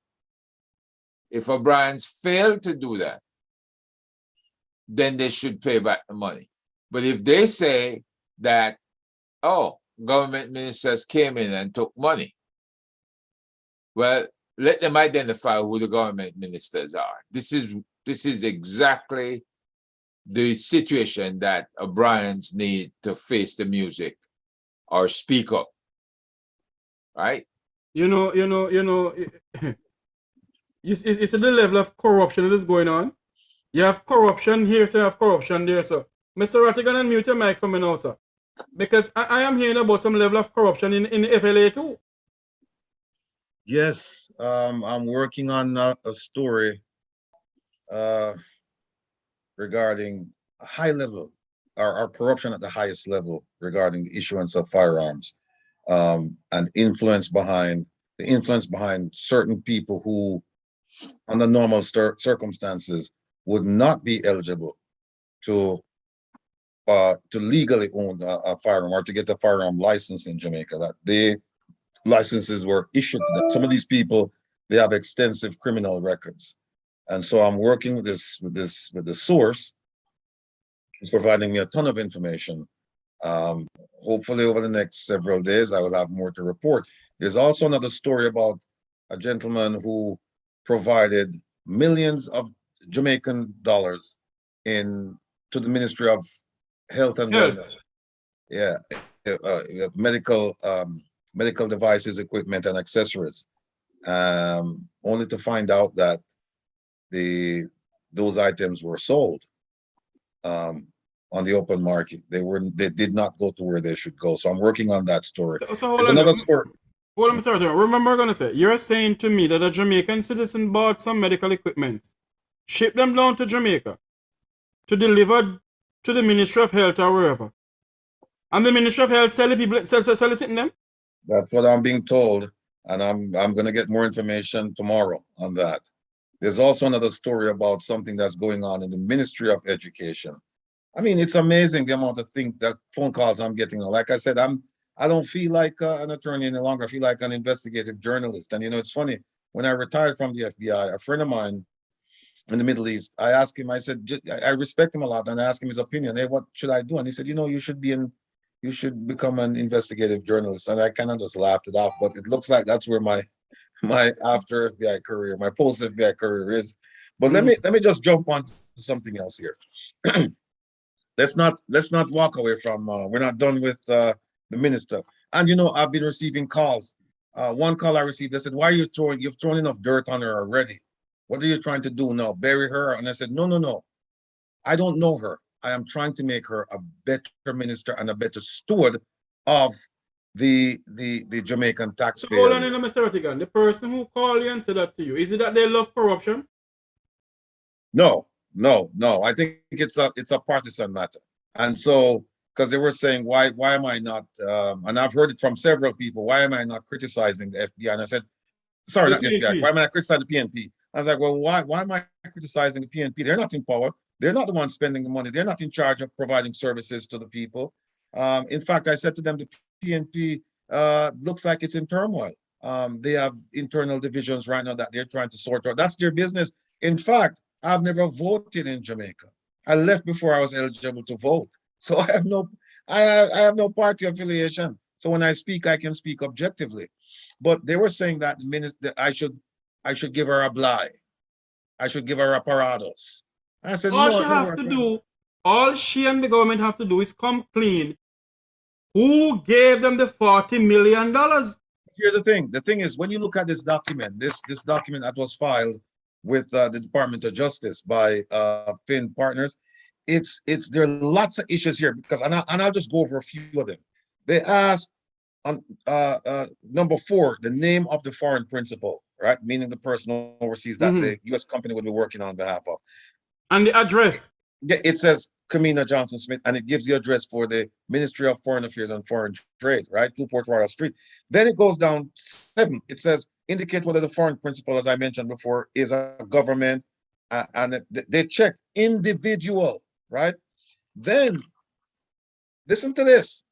The question is asked, is the foreign principal, that is Kamina Johnson Smith, is she supervised by a foreign government, foreign political party, or other foreign principal? They checked no. And that's a lie. That's a lie. She's supervised by the Jamaican government. She has a boss in the Jamaican government. Then they asked, is she directed by a foreign government, foreign political party, or other foreign principal? They checked no. And when I say they, I'm referring to, just to be clear, I'm referring to Finn Partners. But Finn Partners got this information from Jamaica. They didn't make this up. Somebody told them this. The next question, is the foreign principal controlled by a foreign government, foreign political party, or other foreign principal? They checked no, which is not That's true. a lie again. Yeah. Next one, is the foreign principal financed by a foreign government, foreign political party, or other foreign principal, which would mean the corporate Jamaica in this instance? They said no, it's not true. Next question, is a foreign principal subsidized in part by a foreign government, foreign political party, or other foreign principal, meaning foreign principal would be corporate Jamaica? They said no. The answer is yes. Now, here is something that's very, very telling. They tell us that there is no agreement between the government of Jamaica and the Finn Partners. Finn Partners. And we are led to believe that. And actually, we took the minister at his word. But in Exhibit B, number 4, and it says check appropriate box. They check the box that says the agreement between the registrant, Finn Partners, and the above named foreign principal, Kamina Johnson Smith, is a formal written contract. So in other words, this is right here. Says it's right here. Says it's right here. So in other words, Mr. Rattigan, is a formal written contract between Finn Partners and Kamina Johnson Smith. That's what Finn Partners is saying to the U.S. government. Oh, Finn Partners saying to the U.S. government that they have a written contract between Kamina Johnson Smith, the Minister of Foreign Affairs, and Finn Partners. Indeed. It's right here. If anybody's interested, it's on Exhibit B to the registration statement, and it's number 4. It's right there. Now they attach, here's where they get tricky. They attach the agreement, and when you go to the agreement,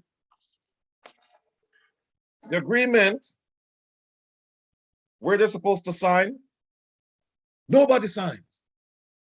They have the name of Martin Ettelmeyer, who's the CFO for Fin Partners. His name is printed there, but there's no signature and there is no date. And when you look on the other side where the above named principal, foreign principal, which is Kamina Johnson Smith, she did not sign, she didn't put her name, she didn't date the contract, even though they refer to it in 4 that she is the person they have the contract with. So let me find out something from you now. If there is any legal thing towards this, if she did not sign that contract, would this stand up in the court of law? Well, here's the thing. That's a good question. Here's the thing. For the FARA, you don't need a contract. All you need is this. All you need is Exhibit B 4, where they said the agreement between the parties is a formal written contract. So that's telling me that there's a contract. So when they tell me that, oh, the government has no, in fact, I'll read it to you.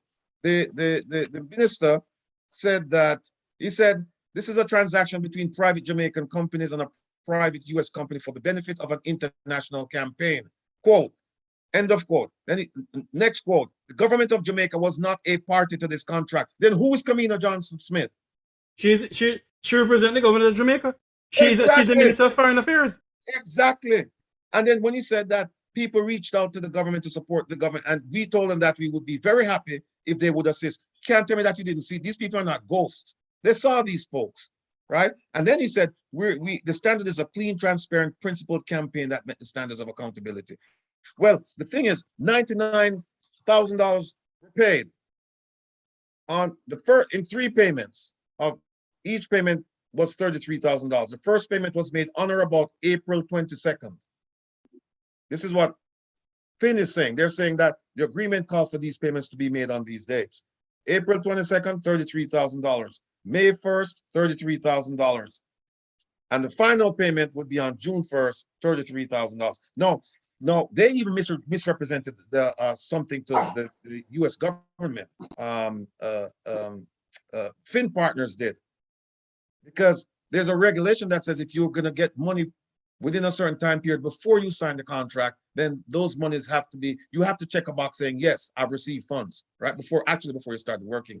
That's not what they said in this form. This form has so many contradictions compared to what the Jamaican government is saying. But when the Jamaican government tell you, when they say to you that we knew nothing about the contract, we knew nothing about it. Well, tell them, go ask Finn. Because Finn is telling the US government that there is a contract between us and them. Then tell me something now. If they know nothing about Fin Partners, how does Kamina Johnson Smith name is on the piece of paper there? There are more questions than answers. There are more what? Questions. Hey, Jeffrey. Go ahead, sir. A quick question here. On the US side, is there any place that company is registered, the company she's dealing with, that would they would have to file a copy of this foreign agreement, a signed copy? If who? If there's a signed copy of the agreement that would be filed with State Department, since you're dealing with overseas government official. We don't know. That's a good point. That's a good point. We don't know. That's another question that needs to be answered. That's another question that needs to be answered. And you know what? Let me just add this. Here's a little bit more. This gets this is more problematic than some of the things that we're talking about. And this is as we say, a bombshell. right? A bombshell. Yeah, not even bomb, boom, a boom shell. Boom shot. Yeah. No, we're talking about the Foreign Agents Registration Act that Finn, is it Finn or Flynn? Finn. Finn. That Finn had to file, right? No. In January 2020, the Jamaican government, by way of the Ministry of Foreign Affairs and Foreign Trade, established the Global Jamaica Diaspora Council. This is January 2020. And it actually morphed out of an organization called the Diaspora Advisory Board. But in this organization that was established in January 2020, the Jamaican government, they established it so that you'll have 28 representatives across the globe. And what they did was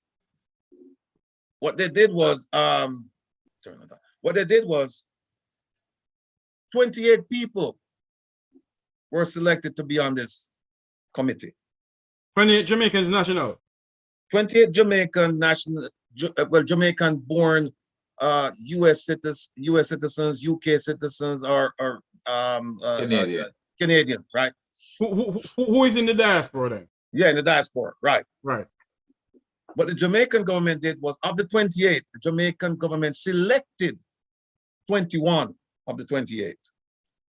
So this is a Jamaican government-controlled organization.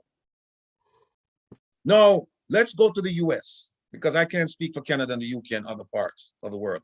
But in the US, if you are a US person and you're like Finn, and you're representing a foreign entity, a foreign government or whatever, you are required to file under the FARA provision, right?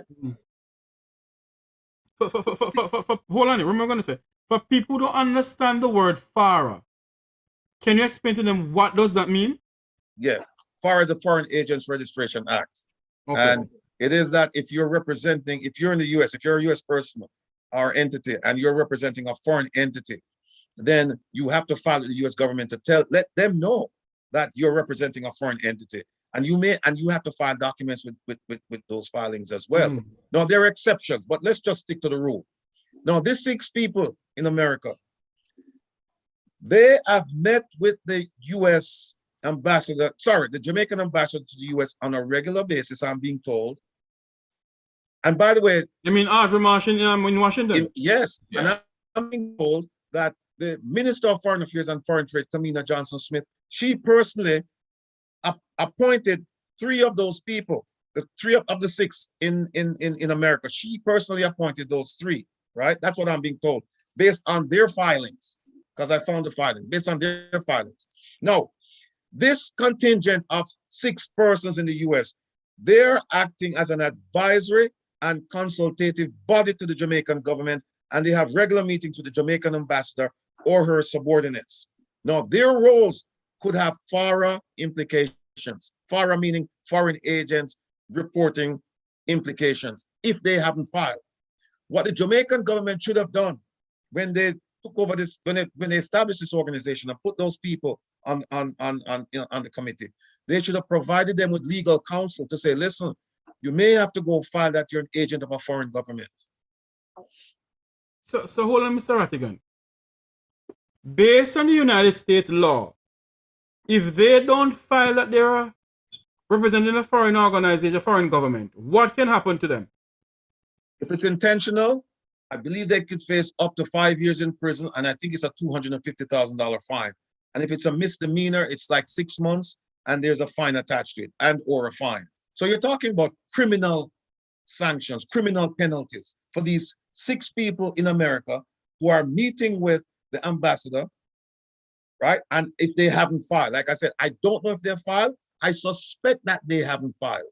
So the Jamaican government have exposed these people. If they didn't inform them and they didn't file, they've exposed them now to criminal sanctions, Now, what's interesting is before 2016, this FARA violation wasn't really addressed by the Department of Justice. But since 2016, going back to General Flynn, and what's the other person's name? Manafort. Paul Manafort. Yes. Yeah, I suggest that the Jamaican government should go and look at those cases and see what those guys were charged with, right?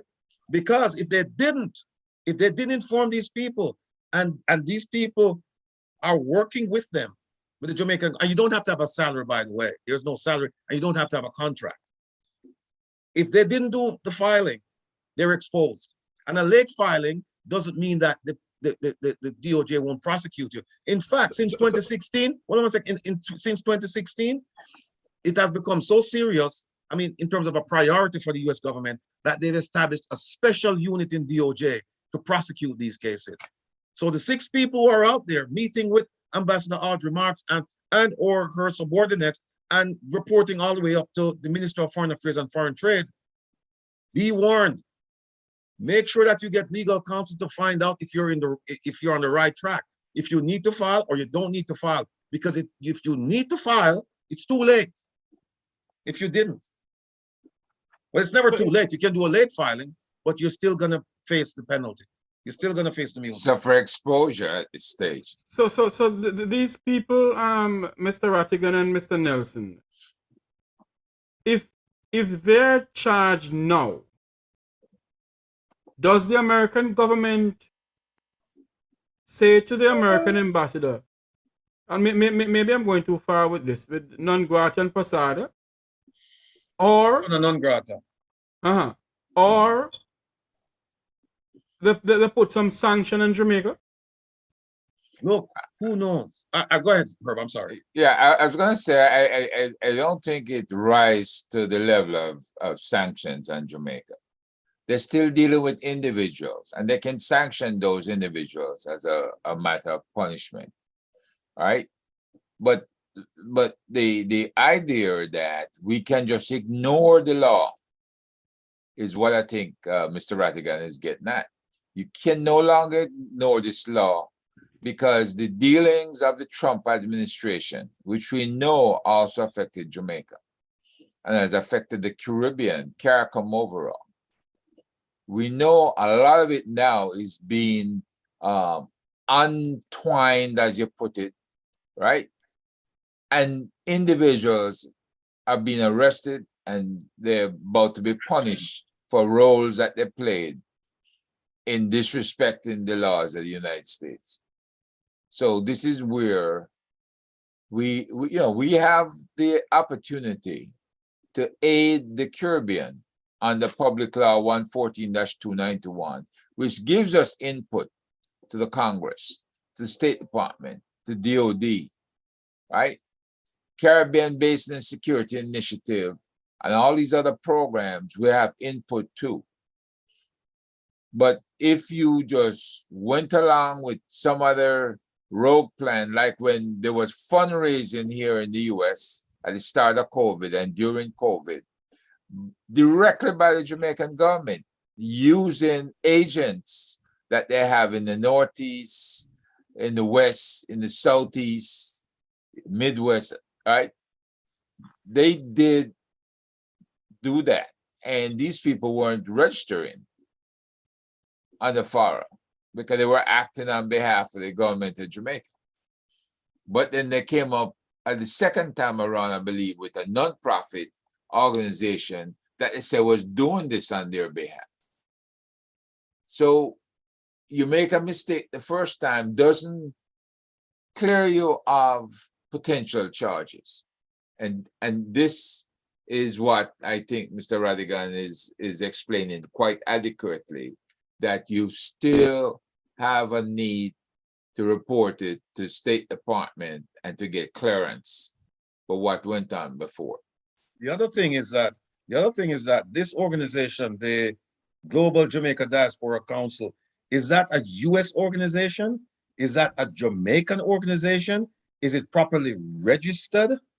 Have they done their filings? I mean, all of these are some serious questions that need to be answered because those 6 people are in jeopardy right now if they didn't file. So that means that this question need to the Jamaican ambassador to Washington. Yes, but or the Minister of Foreign Affairs. Start with the Minister of Foreign Affairs because she was intimately involved with the establishment of this. Like I said, and I have the document here. It says here, I have the document here. It says that the first cohort of youth leaders will be appointed initially by the Minister of Foreign Affairs and Foreign Trade. This is their document. Under the diplomatical channel that Jamaica has with the American government, on American soil, although the Jamaican embassy is on Jamaican soil, but on American soil, what can they do? In other words, who they can organize a group to do this thing and to do that thing, like how they organize this group here? There are, but when it comes to, and I'm sorry, the ambassador is not here, but when it comes to Ambassador Ward, are you there? No, I think he's left us. But when it comes to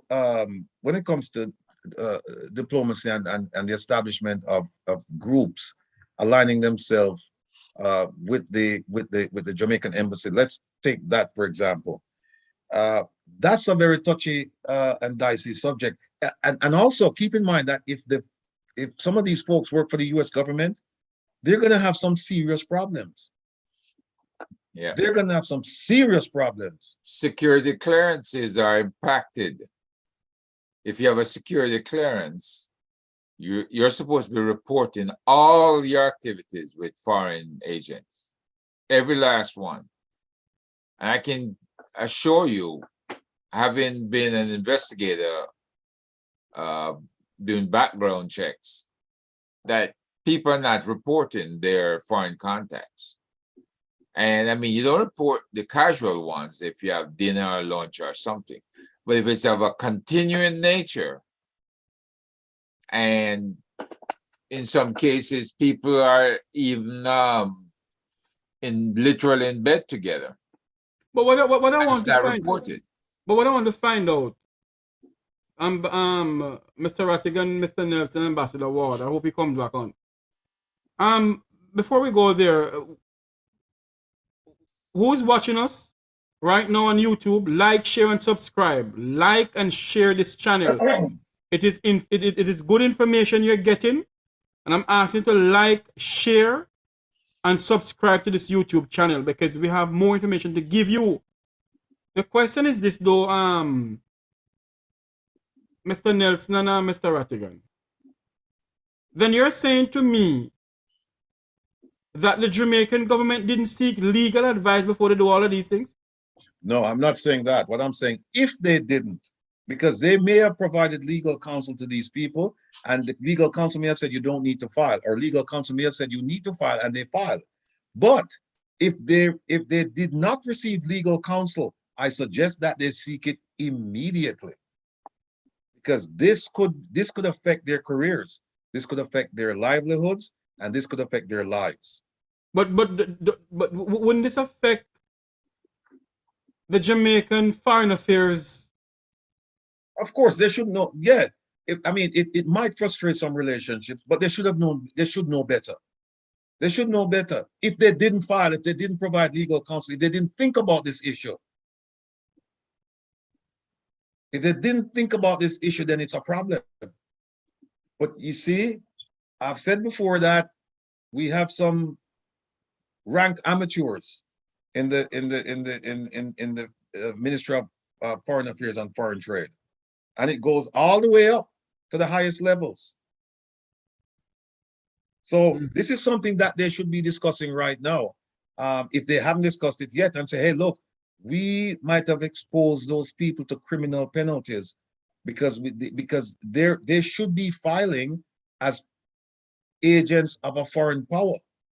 They should be submitting this. And if DOJ gets wind of this, they may start looking at those people. And if those people are employed by the government,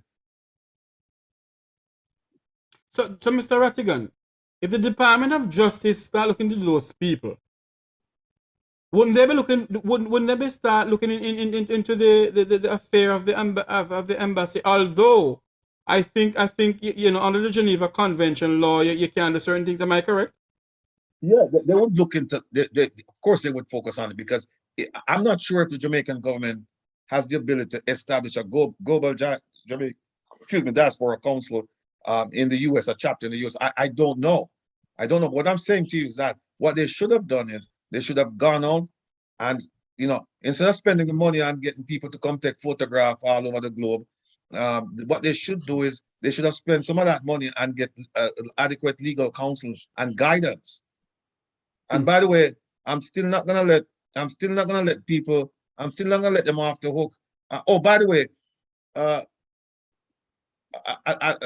I called for Mr. Chang's exit and Commissioner Anderson's exit a while back, and I think people started complaining, saying that I was harsh. But the polls, yes, done by the JR Media Group. Yeah, the polls show that I was right, because 9 out of 10 Jamaicans polled felt that the commissioner, they had little or no confidence in the commissioner and the minister. So I'm just wondering if them still about, because I thought they would have been gone by now. I saw an article on Sunday where the minister was basically laying out his exit strategy, because he's saying, no, I've been in politics for a long time, and I don't want to be pushed out of here in a wheelchair, so I still have a life to live. And it seems to me like he was paving the way for his exit. So I don't know if he's gone yet, but I haven't heard anything, so I don't know if good news is no news is good news, or no news is still the same. Well, I'm pretty much sure if he had gone, the so-called journalist who's the minister of misinformation, maybe would have told the nation that he has resigned. And think about this, right? Every time that people complained about the prime minister, about the minister of national security and the police commissioner, every time they complained about them, the prime minister would say, I support these people wholeheartedly. How come we haven't heard about his support or his lack of support since Sunday? How come he hasn't made a comment about it? I think he's disassociated himself from the two gentlemen.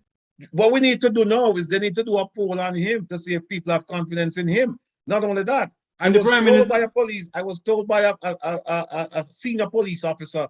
He said to me, Rattigan, if you think 93% is bad, they should come and do a poll of the Jamaica Constabulary Force about our leadership, because he said it's going to be about 98%.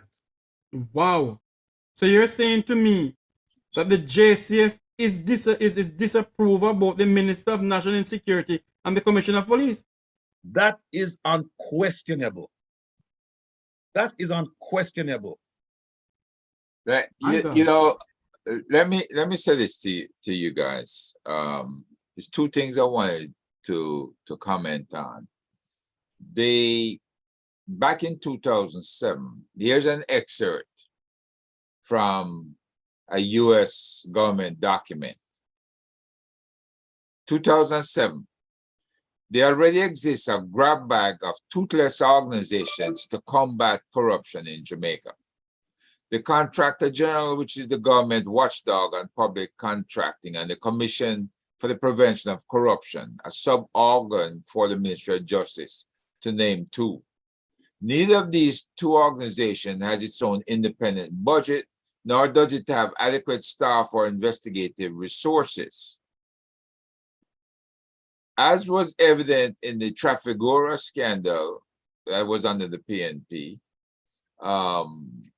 which broke in the fall of 2006, the Contractor General can make headlines but is unable to do more. The Commission for the Prevention of Corruption main task seems to be the collection of financial disclosure statements from public officials. However, once collected, the statements are kept confidential.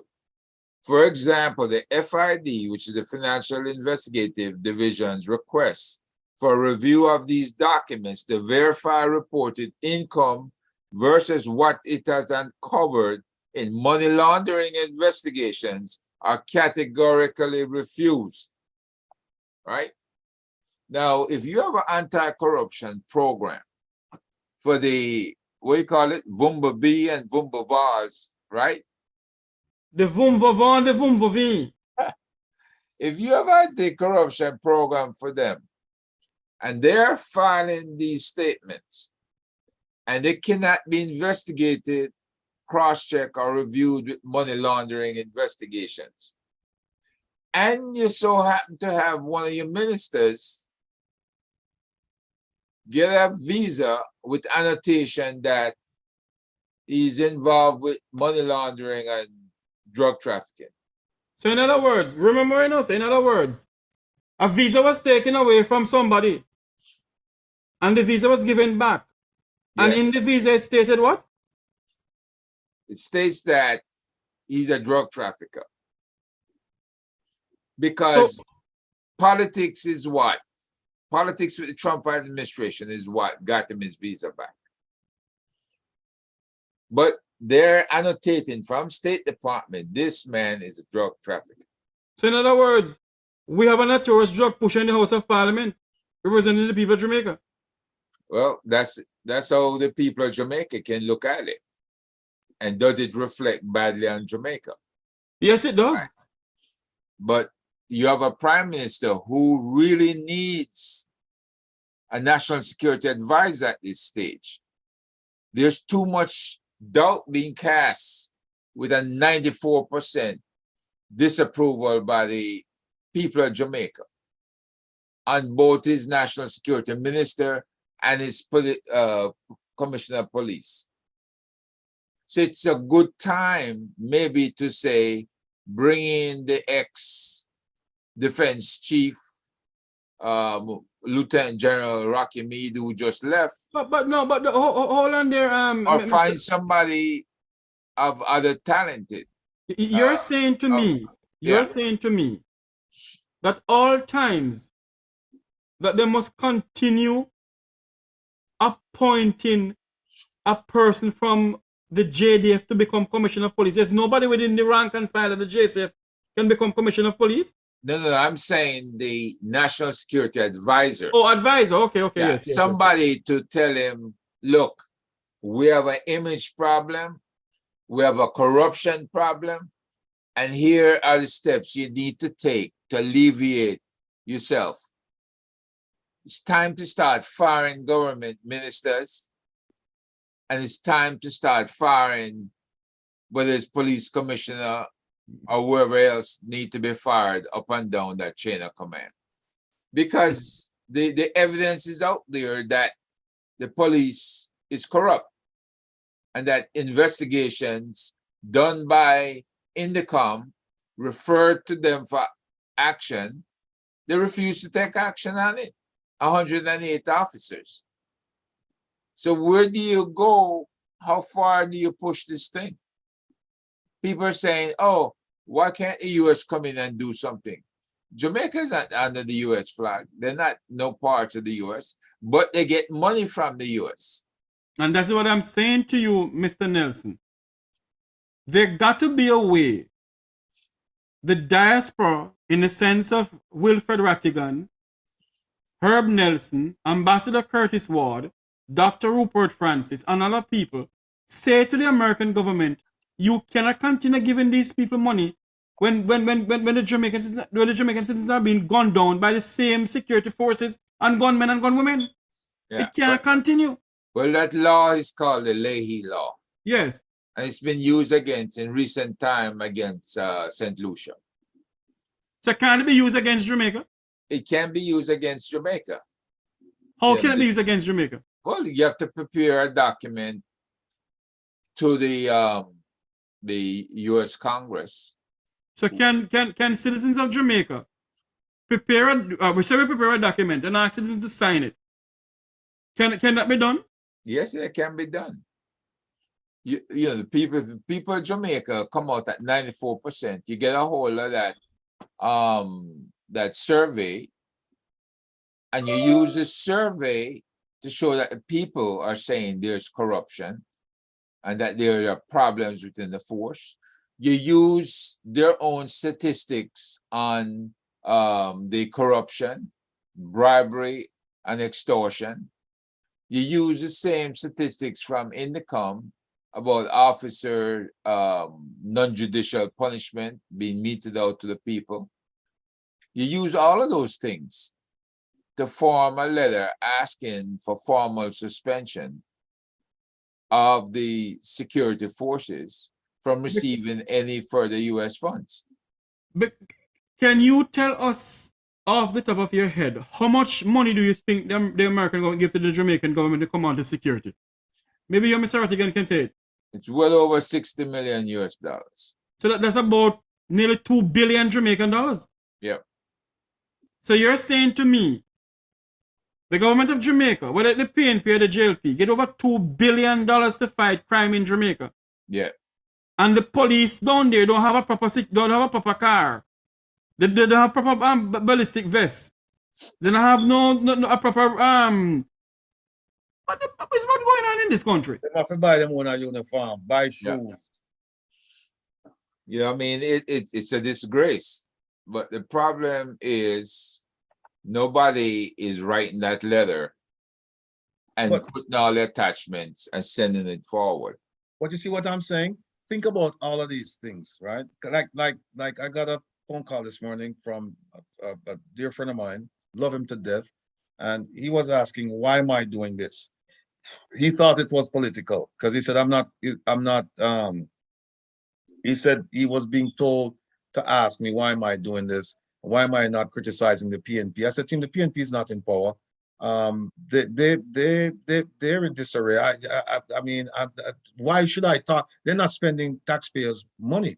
But you see what I'm saying, though? Because if we go back and we look, every mickle make a muckle, and if we're able to establish that this one trip, or these trips that she did in furtherance of her candidacy for Secretary General of the Commonwealth, if we find out that, look, you know what, $4 million was spent there that shouldn't have been spent.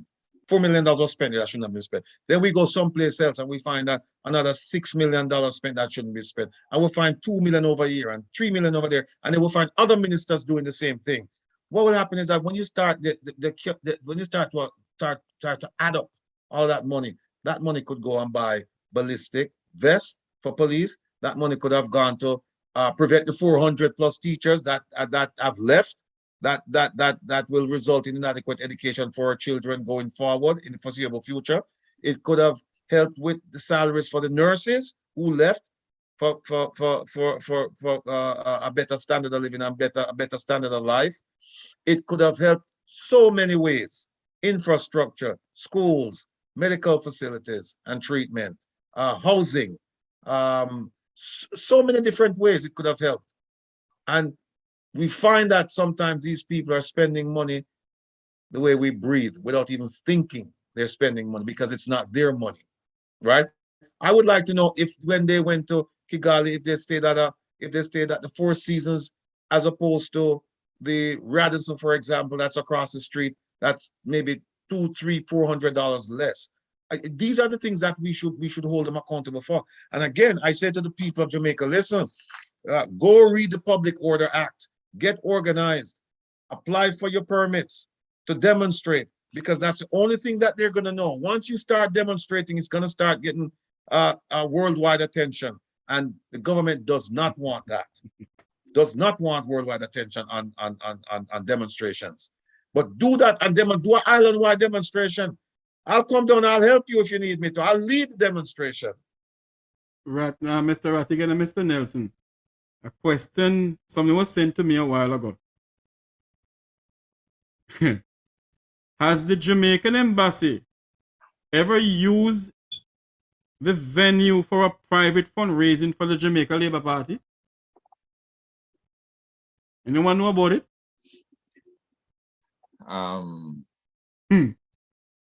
The money that was raised during COVID was supposed to go for COVID, but the recent disclosures that money sent to Jamaica for charitable and other emergency purposes are completely unaccountable to the people of Jamaica and to the people of the diaspora. And we're not talking about millions, we're talking about billions and possible trillions of dollars. Or was it used for the Prime Minister's foundation? Well, that's a question I think 18 Degrees North brought up before, right? So in other words, they're using the people of Jamaica's embassy overseas for fundraising for a political party and the Prime Minister's foundation? They use it for whatever they have the power to do whatever they want because nobody questions them. Nobody's is tracking the ambassador and her activities. Look, and questioning her and telling her what she can or can't do under law. That's the job of the Ministry of Foreign Affairs, Foreign Trade. Well, look, they're all complicit because I'm being told by sources, and I'm trying to confirm it, that the Jamaican ambassador to the United States, Audrey Marks, traveled to the conference in Kigali in June of this year. And I'm trying to figure out, I'm scratching my head and said, if it's true, why did she go? Because she has nothing to do with the Commonwealth. She has nothing to do with the Commonwealth. Her portfolio is US. Yes. Yeah. And so I was told that she went because the plan was they thought that they had the votes in the bag and that Kamina Johnson-Smith would be the next Secretary General of the Commonwealth. So the post would be vacant as minister, and they were planning to install Ambassador Marks in that position. So she went as part of the celebratory group to congratulate. So, hold a minute. You're saying to me that they would have given Ambassador Audrey March the Minister of Foreign Affairs and Foreign Trade if Camilla became Secretary General of the Commonwealth? That's what I'm being told. That's what I'm being told. Okay. She traveled from Washington to Rwanda. That's what I'm being told. Yes. At whose expense? Taxpayers' expense. I mean, it's an official travel. That's how they term it. Yeah. But for what purpose, though? Because it cannot be justified. If it did happen, it cannot be justified. You know? And I'm still also waiting to see the photographs that were taken in Ghana and Nigeria. Like I said, you know, I didn't pay a dime in taxes to the government of Jamaica, but I have pictures here of her in Tanzania and the people of Jamaica who actually paid for the trip. What did they get out of it? I've asked lots of people, have you seen the photographs? And they said, no, we haven't seen any photographs. Nothing in the media. So I don't know. And another thing again, you know, I would apologize about this. A lot of medias in Jamaica are in the back pocket of politicians, you know, so they're not going to do anything about it. Well, that's why we have to mobilize the people, because we have realized that talking to the government is pointless, and going through certain media outlets is pointless. So what we have to do is now we have to energize the people. We have to let people realize that they're the real bosses. They're the real government, because without their votes, there is no government without their votes. There's no JLP or PNP vote, depending on how the people vote. They're the real government. They're the ones with the power. And so we're telling people that if you didn't get the promised service, you need to raise Cain with your politician and the government. I mean, think about it. You sell your vote for 10,000 Jamaican dollars, which is like 66 US dollars, right? So you sell, you collect the $66 and you get a plate of curry goat and a t-shirt and a hat. No, man, and a curry goat again. You get KFC and Zinger. Okay, all right. You gotta step up. Yes, step up. All right, so them step up. And then, so you sell all that, you get $66, right? Now what you've done is that, remember now, this politician not going to come back and pay for the vote. You don't need your vote again until another 4.5, 5 years. So you get 66 and that's the end of that. Meanwhile, you've given him, put him in parliament, and in parliament they get about 2,500 plus expenses. So they get 2,500 for the next 4 years.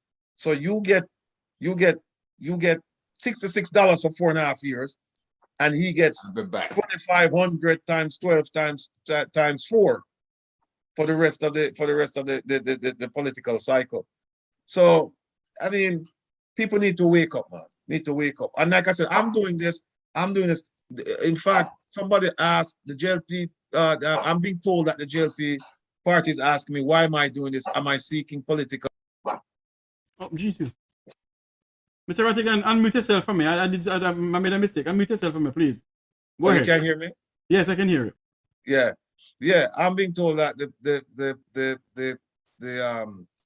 Labour Party government is asking why you're doing this.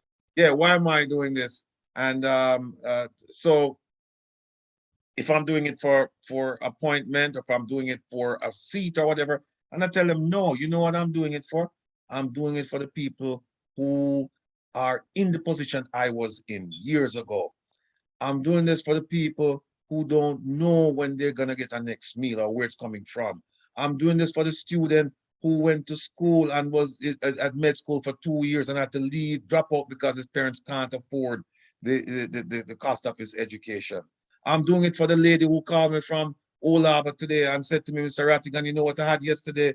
I had one meal yesterday, and you know what that meal consisted of? Said what? She said 1 patty and 1 cocoa bread. That's all I had yesterday. And she said, I'm going to work today and I don't even have bus fare.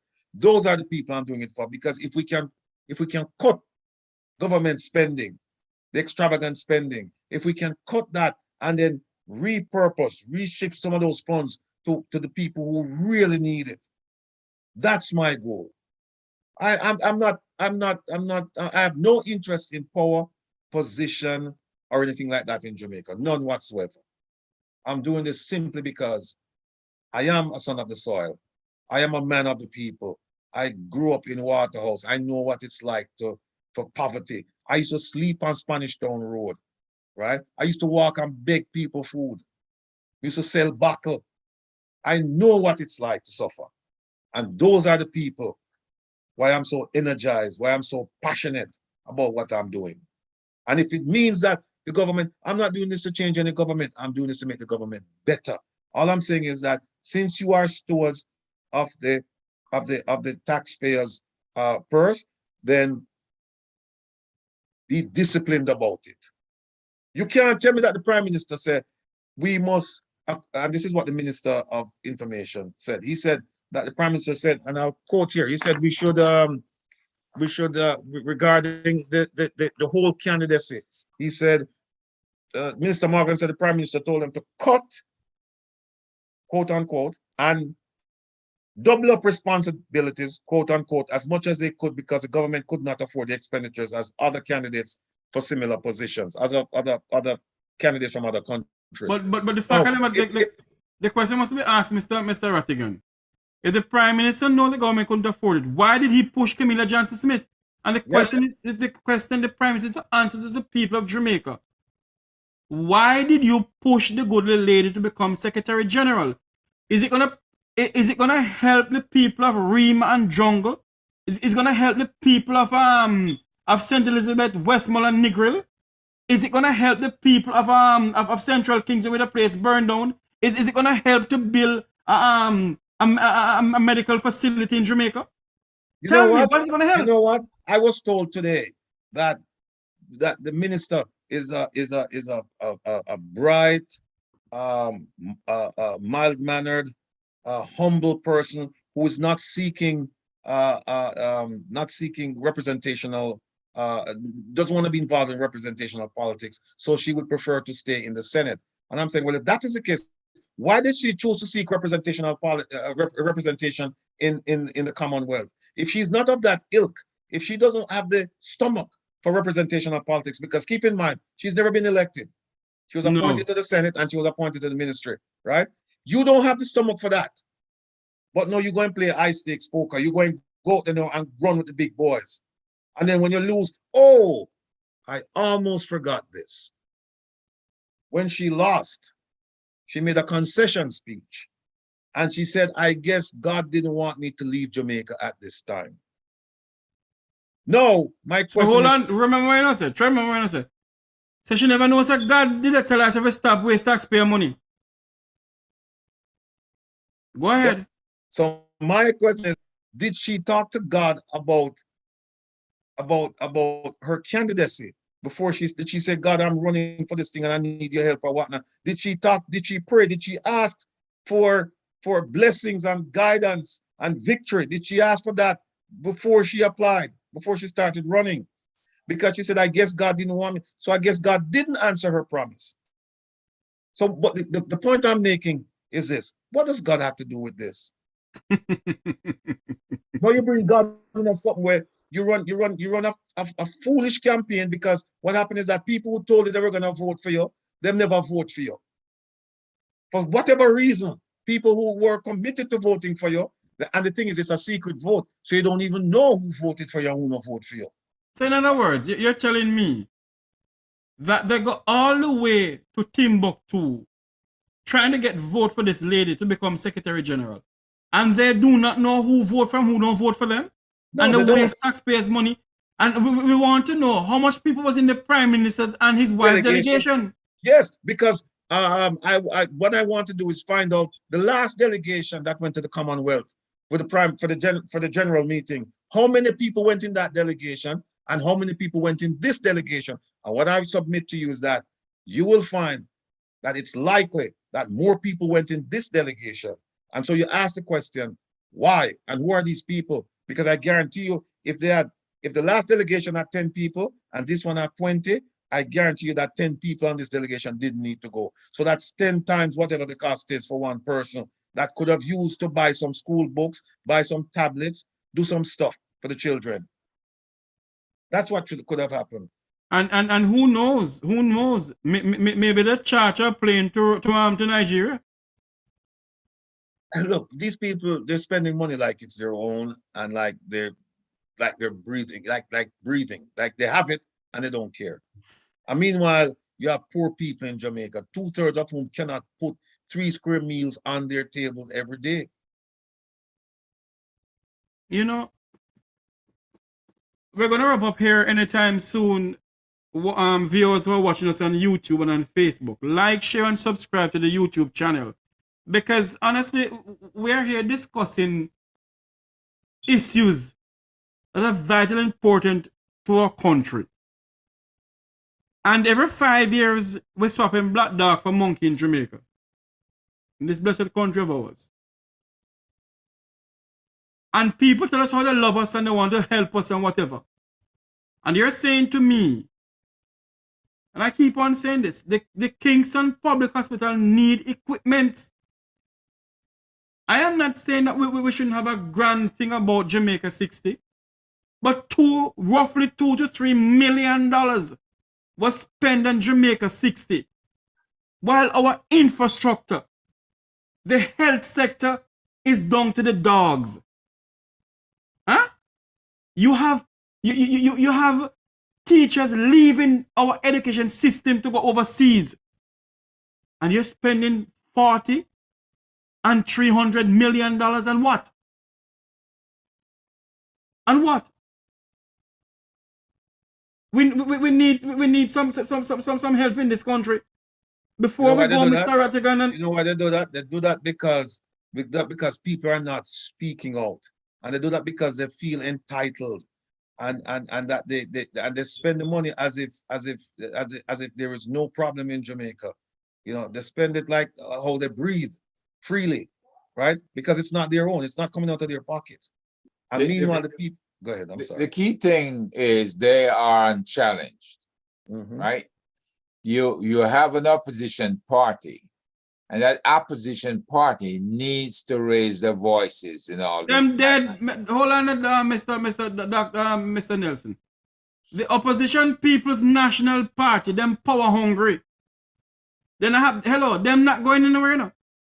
Michael Manley and Norman Manley all in the grave because they're power hungry.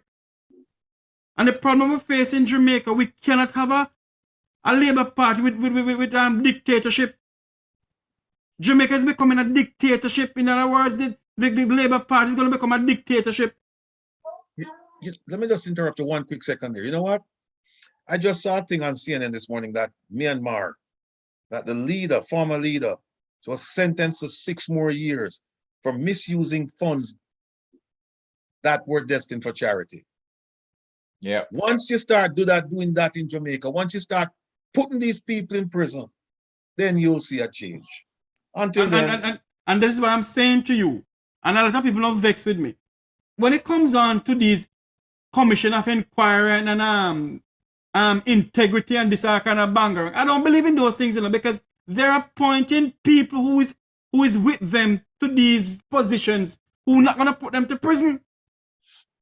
The only person who have been to prison for dipping in taxpayers' money was Jack Smith. No other politician ever been to prison. Look at the Cuban light bulb issue. Nobody no go prison. Look at the Shell waiver issue. I shall return. Huh? Look how many Jamaicans were massacred in Tivoli Garden because of the 2010 incursion, and nobody go prison for that. Well, one of the things that I think we ought to do is, and I heard, you can tell me what are your feelings about this idea, is that I met with a group of people in the diaspora, and what they're thinking about doing, and they asked me if I would help. What they're thinking about doing is to go back and look at donor funds to Jamaica. And they have a forensic accountant. Yes. What they're trying to do, that they're still forming the group. What they're trying to do is to go back and look at monies coming in from, the various organizations and countries to Jamaica, and looking at the purpose, and then going out and doing an investigation to look to see if things were actually done as contracted or as specified. And if they find fraud or whatever, then they're going back to the donor agencies and they're saying, look, you were defrauded because you gave the money for a particular person, and here's where it was. So we need to start bringing some legal action against the people in charge. Now that's going to cause a whole bunch of people to get nervous. And keep in mind, having said that, your old organization was called in to investigate members of FIFA. Why? Because it was US-based entities, Coca-Cola, AT&T, and others, who was contributing millions, if not billions of dollars to FIFA, and the money was being misutilized. They didn't just investigate the United States Soccer Federation. They look at the entire federation, all of them around the world. Right. And they rooted out a whole lot of corruption. So something I asked FID and General Anderson to do when it came to the Jamaica Football Federation 4 years ago, when they sidetracked a group of us that were coming down to do soccer coaching and develop the game as a part of safer cities in underserved communities. And they refused us. But somehow they ended up taking our paperwork, getting the money approved for themselves, and they had at least 3 draws of funds before they got rid of the coach and continued drawing the funds. That's the report we're getting. So up to now, FID and the Commissioner of Police have shown very little interest in following up on that. So the question is, they all are doing it.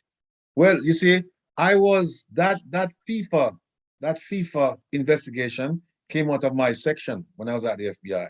And so if we can convince the FBI that there's enough fraud going on with donor funds, they might make this a project. And that's how we need to do it from the outside, because the inside is not going to look at the inside. So if we can get the FBI to say, hey, look, let's talk to these donor agencies and make it a project, then, because guess what? Most of those funds that these people misappropriated, those funds are not in Jamaica. They're elsewhere. And that's easy. So we can freeze those bank accounts. We can freeze those bank accounts.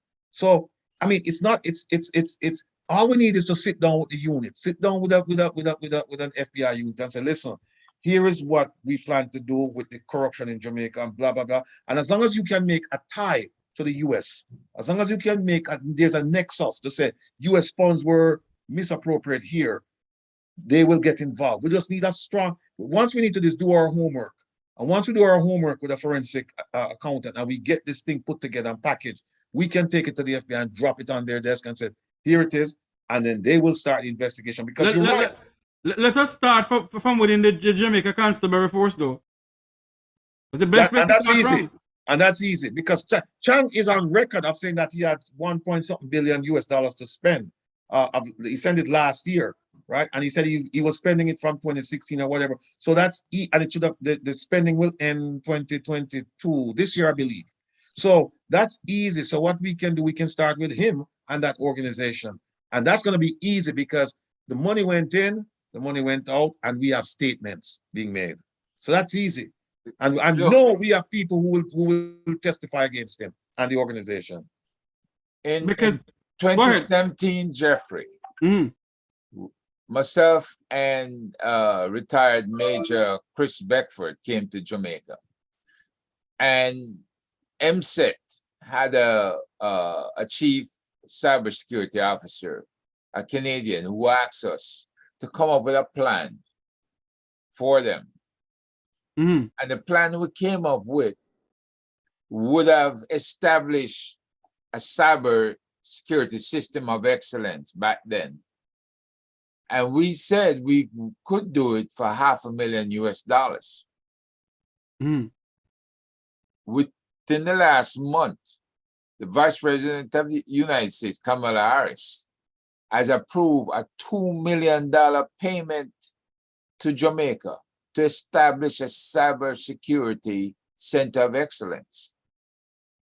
Now, we already had a plan for all of that, because I've even gone to Oxford University and to other universities to talk to them, universities right here in Maryland, to speak to them about helping to establish a center of excellence. So I don't know what plan the government has, if it's our plan they copied or what. They never have it to doing that, especially with our Safer Cities program. So, is it the same program? Is it the same money that when she called the Prime Minister, which the Prime Minister happy 60th, and she told him about the money? Is that the same thing you're talking about? No, the president actually committed some other funds to Jamaica. Oh, right. But she specifically, in her call, spoke about the $2 million for cybersecurity center of excellence. And you need that cybersecurity center of excellence. Why? Because what we have a database that can record sources of funds from every source, government or civilian.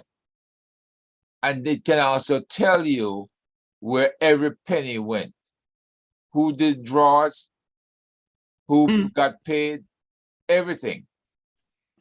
But listen to me. We have all that machinery that we can put in place. But they have to look back at the stuff we submitted to the Ministry of Science, and Energy and Technology, MSET, and decide if they want the dashboard to help them or not. But because it's a system that makes you accountable, they avoided it back then, 2017 and 2018. So we're not sure what they want. But another thing again, before we all go, I'm gonna let you talk, Mr. Rattigan. We need some answers in this $2 billion that they're gonna bail out that they're gonna roll out for taking up census. $2 billion to take up census? Huh? Well, it's like the cleanup program. You can put a lot of money out there on these type programs, but accountability is something else. So that same cyber system I'm talking about can track all those funds. You can go back and you can run all the funds that were approved through it, and you can come up whether the funds came from overseas, in the diaspora, or the funds came from government overseas, whatever. But you can come up with a full accountability using the software I'm talking about.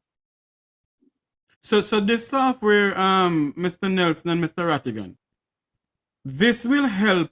In other words, all right. So for instance, saying that the members of the diaspora decide to get the FBI involved in the whole accountability of where the American money is going towards the JCF in the tune of maybe $2 billion a year. And the FBI comes in to investigate that amount of money. The cyber thing that you're talking about can assist with it. Yes. I mean, you know, a cybersecurity center of excellence is also a research and development group. You can assign things that study things of STEAM, science, technology, engineering, arts, agriculture, and math. All those things come up under your cyber center of excellence. All of those things can be avenue for deep studies by the government. Let me just throw something here, because I'm getting some responses here from some live chat. Some people sending me some stuff here. But listen, if you really want the Jamaican government to shake and tremble in its boots, right? We've realized that talking to them won't do any good. And it doesn't matter whether it's a PNP or JLP. My experience over the years, and I've had little experience with politics, just since I've retired, basically. But when I talk to people like Herbert and others, it's clear that the government, whoever they are in charge, at some point in time, power gets to their head and them just forget about everything and them do whatever they want to do. But I'm telling you this because I've seen what happened with the FIFA investigation. Like I said, that came out of my unit, not my unit, my section. And if we really want them to shake and tremble, let's say to the FBI, listen, let's investigate. The FBI is always looking for projects, and especially projects like this that will get them headlines. And if we say, look, we believe that donor funds have been misappropriated, misspent in Jamaica, and all we have to do now is start looking at, okay, who sent funds to Jamaica from overseas? Donor agencies, donor countries. And once you start looking into that, people are going to go to prison, and they're going to lose all of their possessions. They're gonna what's the term they use, Herb? The forfeiture. Seize their assets. Yeah, forfeiture. They're going to have to forfeit that, right? Yeah. And Jamaica has an extradition treaty with the US, so they're gonna say, look, turn them over to us. So I'm telling you, Jamaicans, you do your part. You go to the act I just mentioned, the what's it called, the Public Order Act, and then you start organizing and getting your permits and do it and demonstrate in a legal and a peaceful way. And then you let the other people, the people who contacted me recently about doing this project, let me work with these people and let me see how far we can go. Because I'm telling you, if these people are serious and we get this project going, they're listening to me now, and I know because I'm looking at the live chat, people are sending stuff to me. The government is listening. And once you say, look, we believe that monies have been stolen, and I would say, let's go back 10 years, let's go back 15 years. Let's go back from the 1990s. Yeah, because this is not only the JLP. This is both parties. Yes, because one of them in there, they say run with it.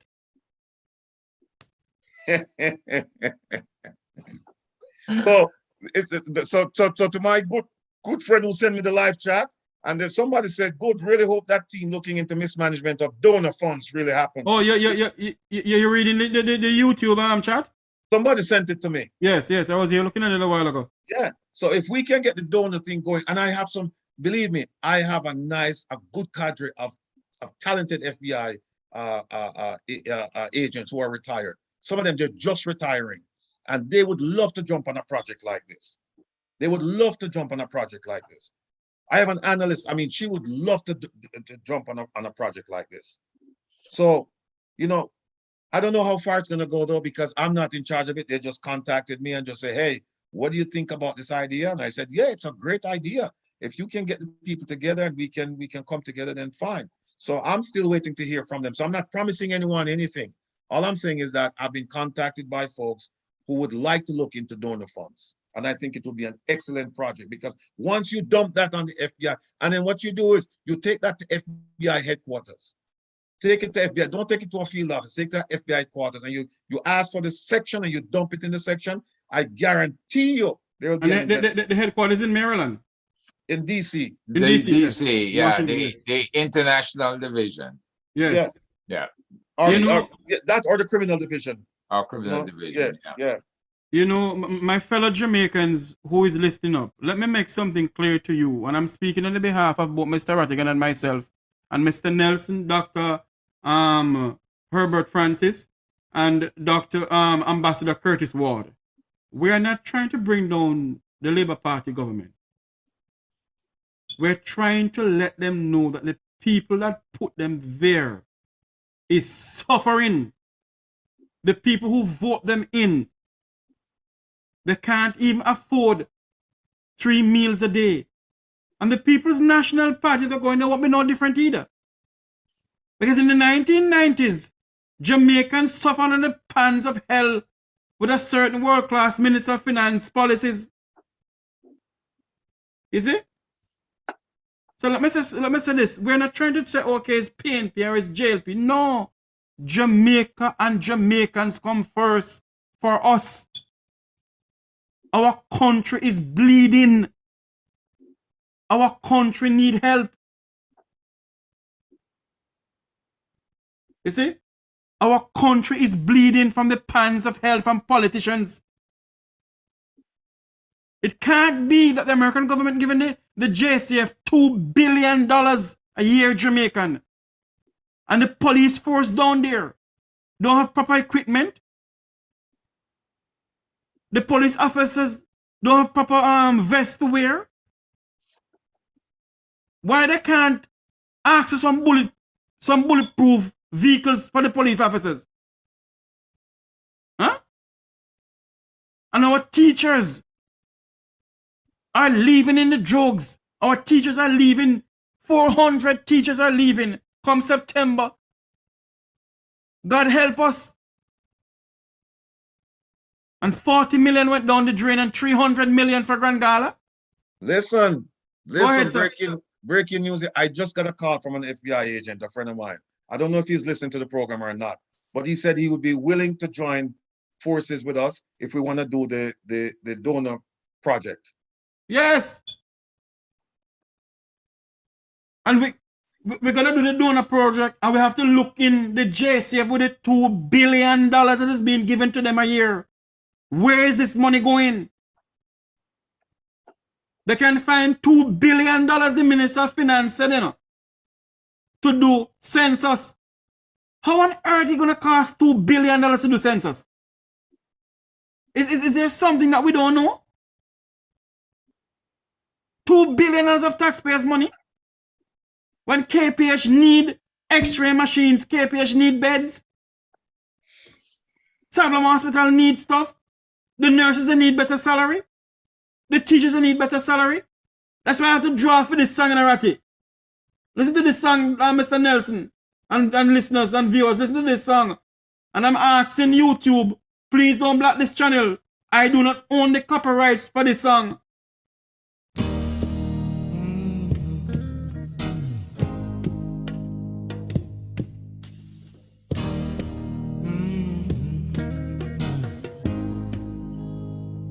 My Highland don't salute.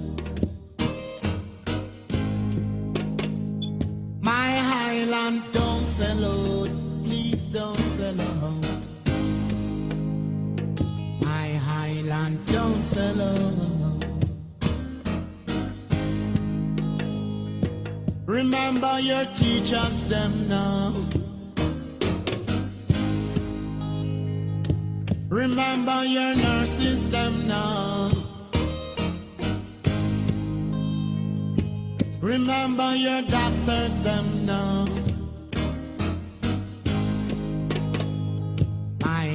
Highland don't sell out. No, no, no, no, no. My Highland don't sell out. Please don't sell out. Remember your farmers, them now. Remember your workers, them now. Remember your neighbors, them now. My Highland don't sell out. Please don't sell out. You know, I was listening to this song early this morning, and I'm asking YouTube and Facebook, please do not block my channel. I do not own the copyrights for this song, but this song is an appropriate song for what is going on in our country. Our country sell out. We need to find out from the two political parties how much they sell the people of Jamaica for to the Chinese and other countries, and to the Colombian drugs lords, and to the Mexican drugs lords. How much do they sell the people of Jamaica for?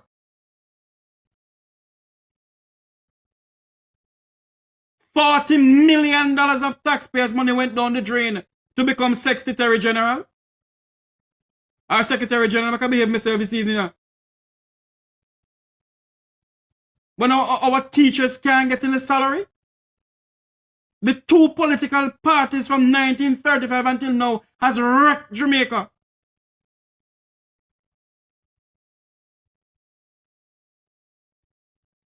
Ladies and gentlemen, people who are watching us, like, share, and subscribe, because we're formulating a team. That one Sunday evening, we're going to have the lady from Jammed, Miss Janet Calder. We're going to have Trevor Monroe, Wilfred Rattigan, Herbert Nelson Jr., myself, and other, Dr. Rupert Francis, and two other Jamaicans who are former FBI agents.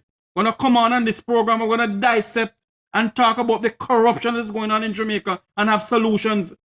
We're also between Dr. Francis, Mr. Herbert Nelson, Mr. Rattigan, myself, Ambassador Curtis Ward, and other people. We're going to formulate a crime plan.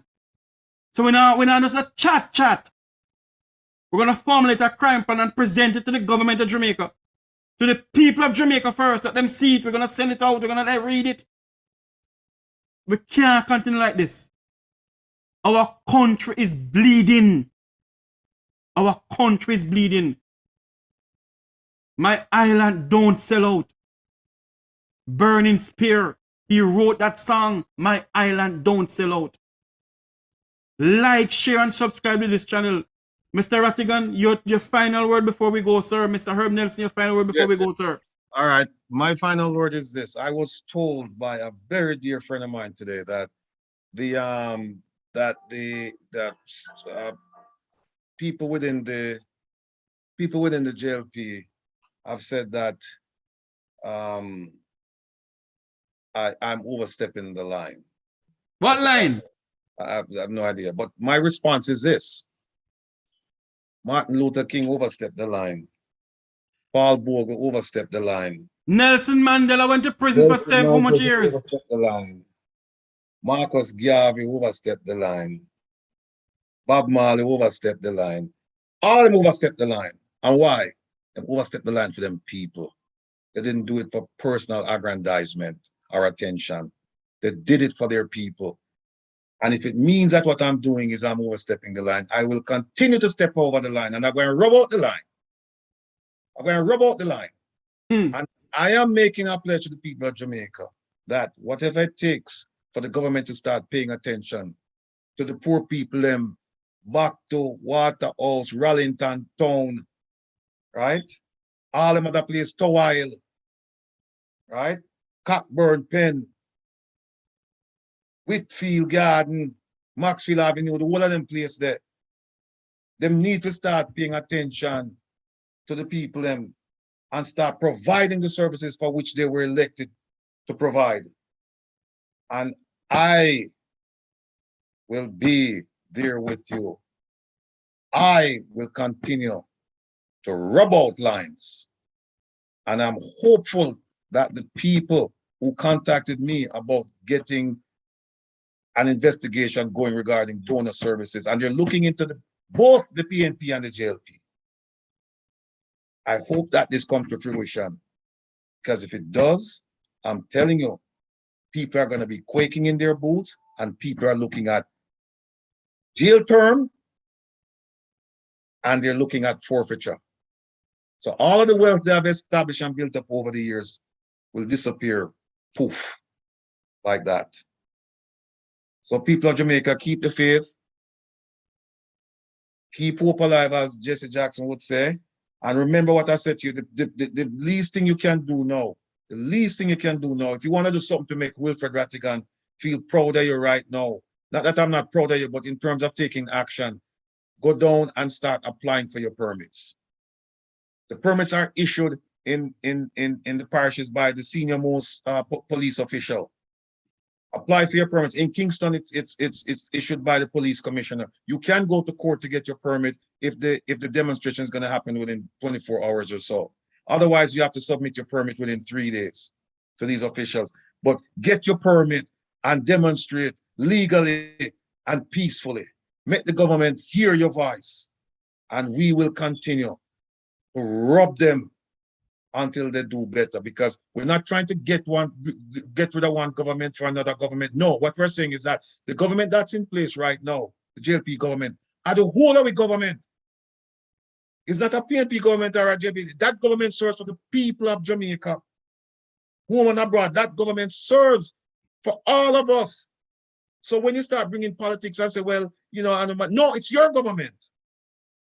It's your government, whether you're PNP or JLP, it's your government. And so you have a right to demand the services that they should provide. You have a right to demand that the misuse, the waste of government funds, that those things are stopped. And they can only be stopped if you make your voices heard. If you don't make your voices heard, it will be business as usual. So until then, take care, be well, we love you. Dr. Mr. Nelson, unmute your mic, your final words to the people of our beloved country, the land of wood and water. Labor plane bring us there, not aeroplane. Go ahead, sir. Yes, sir. Now, we've seen our entry into Jamaica, September, October 2016.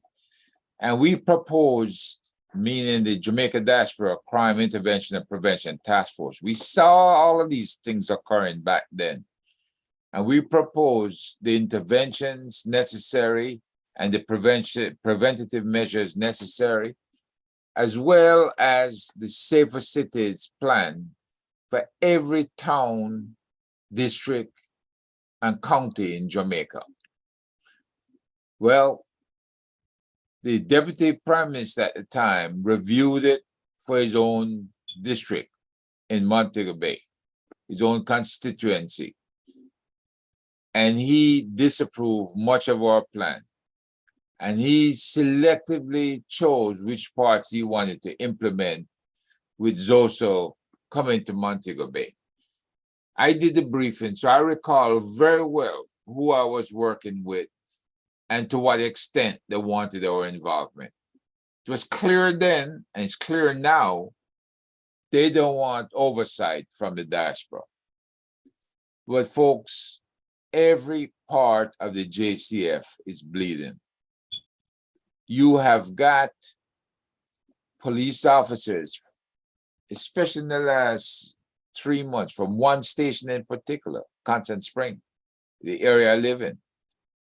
You've got them executing a man that they were extorting money from. And then one ran away from the island because he had his visa. You've got another one with a Donaldson case. There's got to be something that's at that station that make these officers believe they're immune to prosecution. Something that in the leadership the management of these officers that has sent them in a direction that's counterproductive to police operations. Maybe a change of leadership at that station is now warranted, seeing all of these out of control officers exist in Constant Spring. You can't sit up in command, in charge, and not take action to set an example or send a message. Is it that these officers have so much on you or on your staff that you can't touch them? Everybody know where the bodies are buried, we used to say when we go into certain corrupt areas. But we need to get the people who know where the bodies are buried and know what the shortcomings are to speak up. Crime Stop has a big reward program.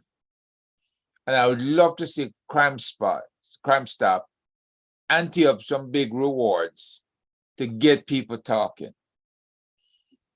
We need changes in legislation, like the US KETAM program, where if you successfully sue the government here in the United States, or you sue some company that had a contract with the government,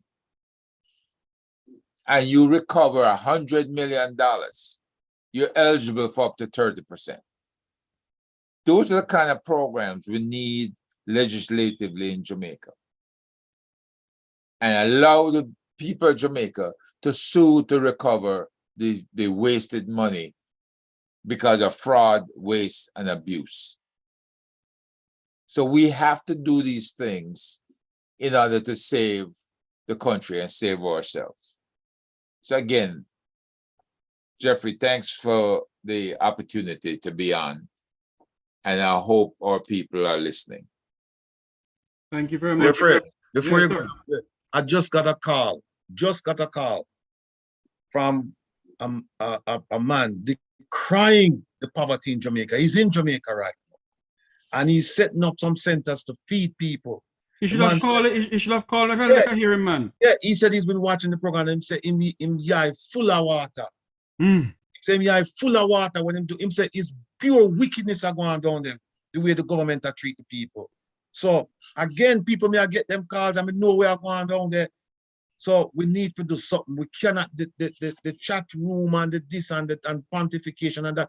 We need to do something, people. And we look what we are doing. We are doing a horse and sagging. We have to ride. So we have to do something. We have to go out and start demonstrating legally and peacefully. But we have to go out and start do something. We are going to do our part, and together we're going to get the government to be the government for all the people, not for themselves. Yes, because we need a government of the people, for the people, and by the people, and a government of the favorite few. And Marcus Garvey did said something, you know. Black people are going to do themselves until the back is against the wall. And for far too long, the two political parties put the Jamaican people back against the wall. It can't continue. Like, share, and subscribe to this YouTube channel. May God bless we, and may God bless Jamaica land we love. I leave you with this song. And I do not own the copyrights to this song, YouTube and Facebook. But I leave my fellow Jamaicans with this song. From Negril Point to Moran Point. And I call on the great-great-grandson of Paul Bogle, rise up, Marcel Clark. Rise up, the people of St. Thomas. The people of St. Thomas, rise up. And I'm saying to the Jamaica Constabulary Force, and I'm saying to the Minister of National Insecurity and Injustice, and I'm saying this to the Prime Minister of Jamaica, Donald E. Donaldson case will not sweep under the carpet. Donald E. Donaldson's case will not sweep under the carpet. The family of Donald E. Donaldson must and have to get justice.